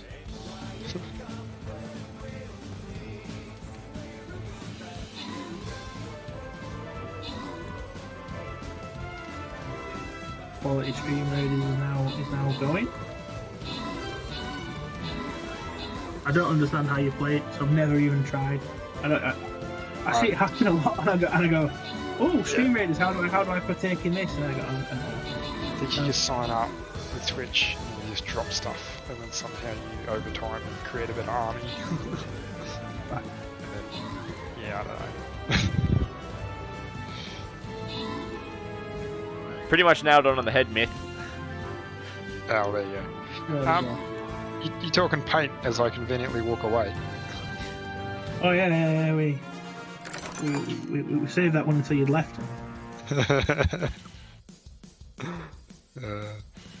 Something about pink undercoat for bright yellow. Pink? Pink for yellow, yeah. Pink for yellow. I'm trying to work out that. It just worked. Yeah, okay. Must have to be. Yeah, it must be a very light pink, like white plus Emperor's Children level of bright, like light, right? Yeah, it was a yeah. It was probably a notch down from sort of like your pink horror Emperor's Children type. Yeah. Colour. Okay. Fair enough. I've never heard that one, to be honest. Yeah. If I had to reach over to my paint station, sort of agree or disagree on what colour it is. This one. That's about right. The one that blew my mind when I got told about it was the way to make a good natural looking highlight for leather was to add purple. Ooh. That one really shocked me, but I'm like, oh, hold up, it actually works because purple or violet specifically desaturates the brown. So you could almost sort of say like a Druki violet over. I don't know. Well, so if you're looking on the camera, this specific colour, so blue violet by Moral Colour was the one that, by Vallejo, was the one that I got told to get and use, and like blow me down. So like, you know, you grab Mornfang Brown and Rhinox Hide, which are two really good browns to layer up into nice leather. If you want that sort of light reflective sheen or scratches and stuff as well, you put a tiniest amount of the blue violet into the Mornfang, it desaturates it, and then voila, you've got this colour that just works. Like, you can very quickly turn to purple, so you use the tiniest amount, but when I saw it and got told about it, I was like, no, that doesn't work. And then there you go. Yeah. Science. Yeah, pretty much, I right? love it. Some of the color theory tricks, man, so cool. Absolutely love it. So Yeah. like, I paint black now, very, very dark grey as opposed to. Well, was it Dingwood or who was it who was doing the Raven Guard? And I said dump purple into it. And even the smallest amount of purple put into the black will give you the tone. Dragoon, yeah. And that's just it. Like, there is those common sayings of there's no such thing as true black, and that's right, but you need to then understand, well, what is that? Where do you go from there? It's that idea of next step is to then put a bit of colour in it, and if you highlight volumetrically, then booyah. yeah, pretty much. And you know, you have a look at the Raven Guard that he's done, and they've come up absolutely beautifully. And those are the first models that he's ever painted. Yep. So it's absolutely awesome. Now we got Game on Steve. It's this cool little. Oh, you go. Yep. Oh, I was just going to say, it's this cool little set of tricks that you kind of just start to accumulate and you put into your little bag in your brain, and you're like, yep, cool, I've got another trick for this, another trick for that, and then over time, you know, you become a magician. And you pass the knowledge on. Yeah, 100%. So Game on Steve in chat is as he's saying is saying it's like 50-50 white, red, pink is what I use. You tend to do a bit of yellow and white with comic book characters because he's been working on some of the Marvel miniatures. Oh yeah, okay. So as well as the Batman minis game as well. Lots and of black. as well. Yeah, lots of black, but also you've got reverse flash in there for the yellow and all that kind of stuff. And then he's also saying there is a paint that is the darkest black on the market, and a guy who painted a whole room in it to show how it absorbs the light. Yeah, like the Super Black 3.0 or whatever they call it, or it's like Vanta Black, but it's just they put a commercialized name on it. Yeah.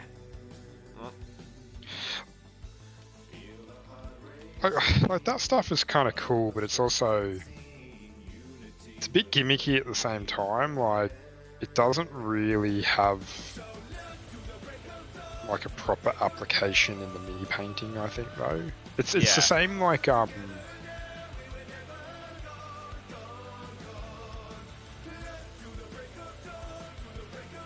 yeah, it show the guys goes through and he Game One Steve just put a video up of the guy doing it. And he even does like a small box to see how it absorbs the light, which is crazy. When Contrast came out, Contrast is awesome. Contrast is awesome when done with the right considerations. Can't. That's what annoyed me. They were like, just buy Wrathbone and spray your model, and then dunk your model in Contrast, and you're good. You're like, yeah, if you look like a super amateur job. But if you actually were like, no, get Wrathbone, or even get pure white, do a Zenithal white, like shot, and then do a thinned layer of contrast, and then do a controlled second layer of contrast. Like, you still got to actually paint. Yeah. It lets you quicker, and that's fine. Some of the stuff that goes with contrast is just fantastic. And, the only difference between them and normal human beings is that they understand the properties of the paint a bit better. Yeah. The thing is, you don't need to have the godly hands and skills that the pros have to actually get the same results with contrast. You just need to have the understanding. Yeah. 100%. Yeah. I think Game On Steve was saying that so that was the first one, was the mini black in the space, and then he put up another one that's the room one as well, that's in chat. So I might chuck those up in, or even if Game On Steve want to chuck those up in the Discord as well, feel free to do so. But gentlemen, I'm actually going to call it there for the stream. I want to thank you, each of you, for joining us, joining myself this evening and hanging out, in chat. Cuss, it's been absolutely awesome chatting with you and getting to know you. Yeah, no worries. Been a blast, mate. Happy to do it again if as and when. Yeah, for sure. I'm something that, for the community hobby night, I try to do it every fortnight on the Friday night. So unless I've got an event or something on that falls on that, then I have to swap nights for it. But yeah, generally it'll be on a Friday night, and I'll chuck it up in the Discord for when it's going on in the schedule, as I generally do on a weekly basis. So yeah, it'd be an absolute pleasure to have you on at some point again soon. That's it. Been a pleasure, gents. Been an eventful day, so been cool. Yeah. Thank you very much for having me. No worries at all, Cuss. It was an absolute pleasure. And Myth, it was always good to chat with you, mate. Thank you. And it's a little bit of I'm just seeing you action going on. Yeah, you're getting some progress done on these Tyranids. It's slow and steady, but it's what happens when you batch. Yeah, that's why I only batch in 5s. Yeah, well, I'm just going for it. Yeah. Are you doing any break, or will you be taking a look at Ratcon at all? Not really, no. Not in terms of going down to it or anything along those lines. No. So. I understand that. Cool one for you, because just before you do sign off, have a quick read of their missions. Could be a fun little topic for you one night, because holy dooly, they look hilarious. Right.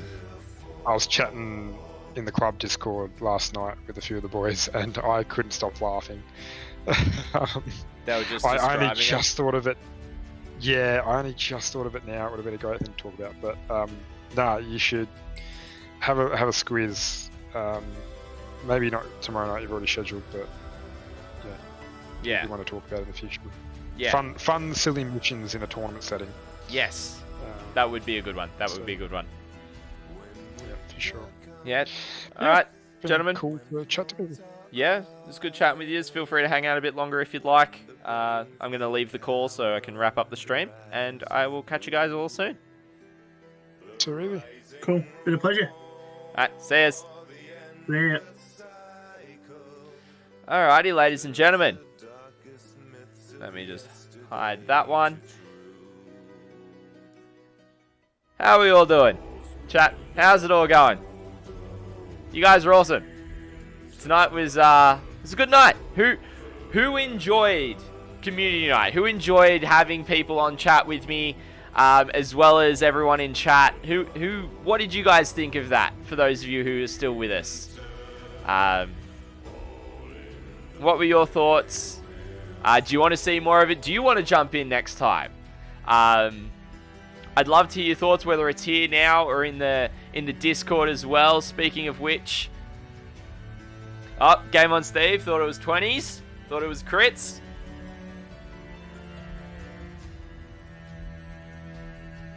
So if you're not a part of the Discord, there's the link. You can jump in there.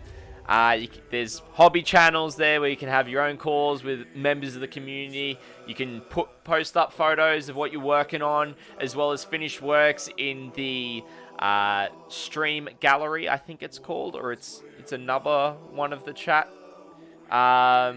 areas. Miniature showcase is what it's called. You can post up your minis there.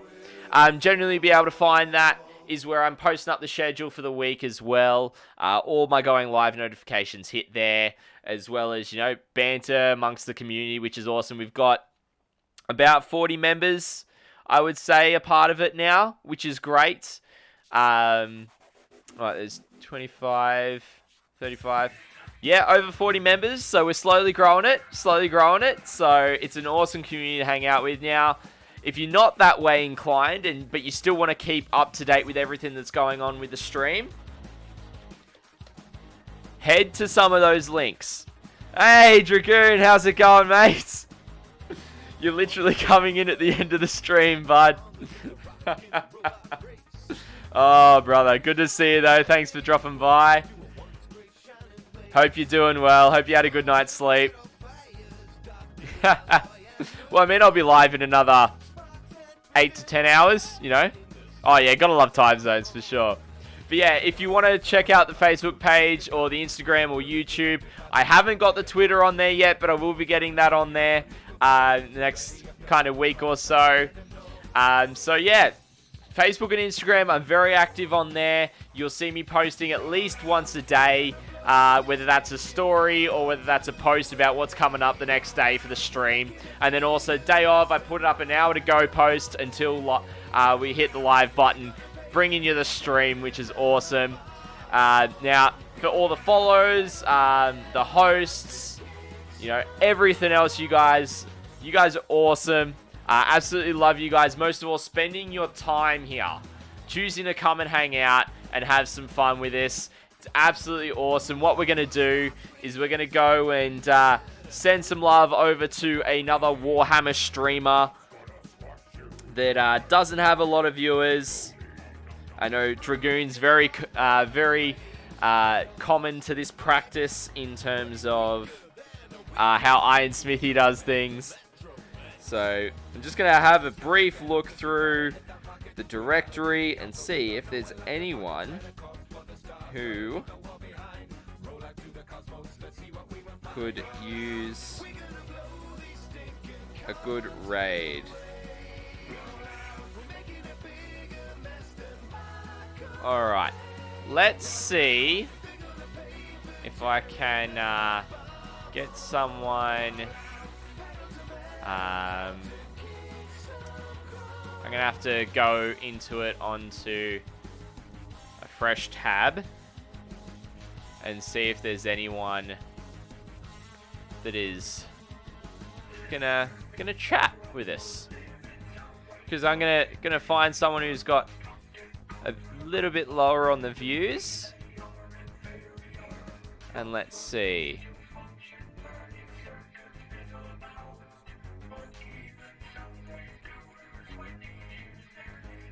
Let's have a look.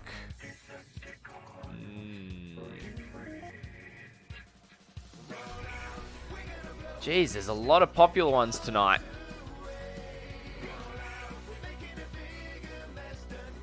Alright.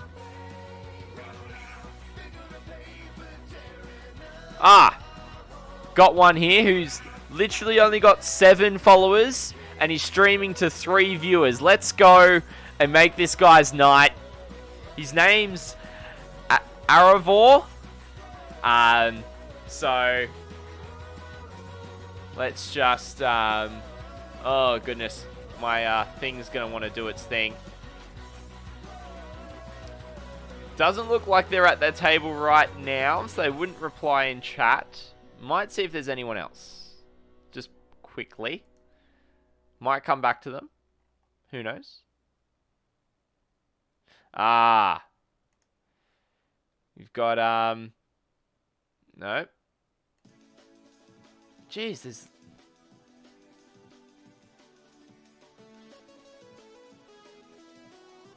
Alright, found one.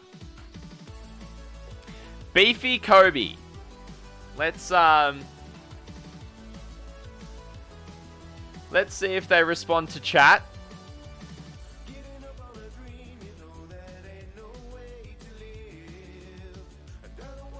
And we can see how it's going.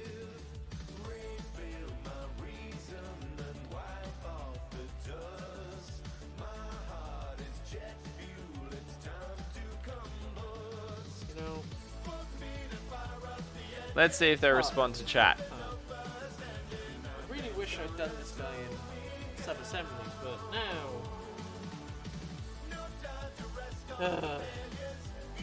I'm really wishing I had. Look at his chest. Scotty G49. Howdy, how's it going? Well, howdy, how's it going to you? I am doing rather well. Alright, they respond. A little bit tired, but I'm okay. I am currently painting my Grot robot for my Rebel Grots. Still name pending. But how are you? You working on anything yourself? Alrighty, chat. Thank you to everyone who's come and hang out with us this evening. We're going to go raid Beefy Kobe. It's been absolutely awesome hanging out with you guys tonight. Just want to make sure I spell it correctly. Hopefully that goes through. Yep, there we go. So make sure you join us for the raid. Hang out for a bit. Make this streamer's night. They're on 85 followers, but they're only streaming to 1 viewer. Let's go make their night for them.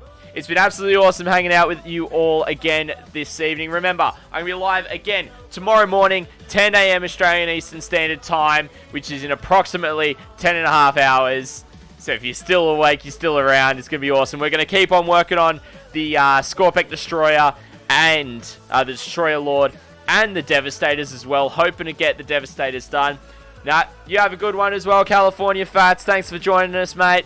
Love to see you in the chat, the Pipeline fam. Always awesome to have yous. But until tomorrow morning, this is Scotty D49 signing off. Enjoy the rest of your morning, afternoon, or evening wherever you are in the world. And I hope to see you in Beefy Kobe's chat shortly. Have a good one.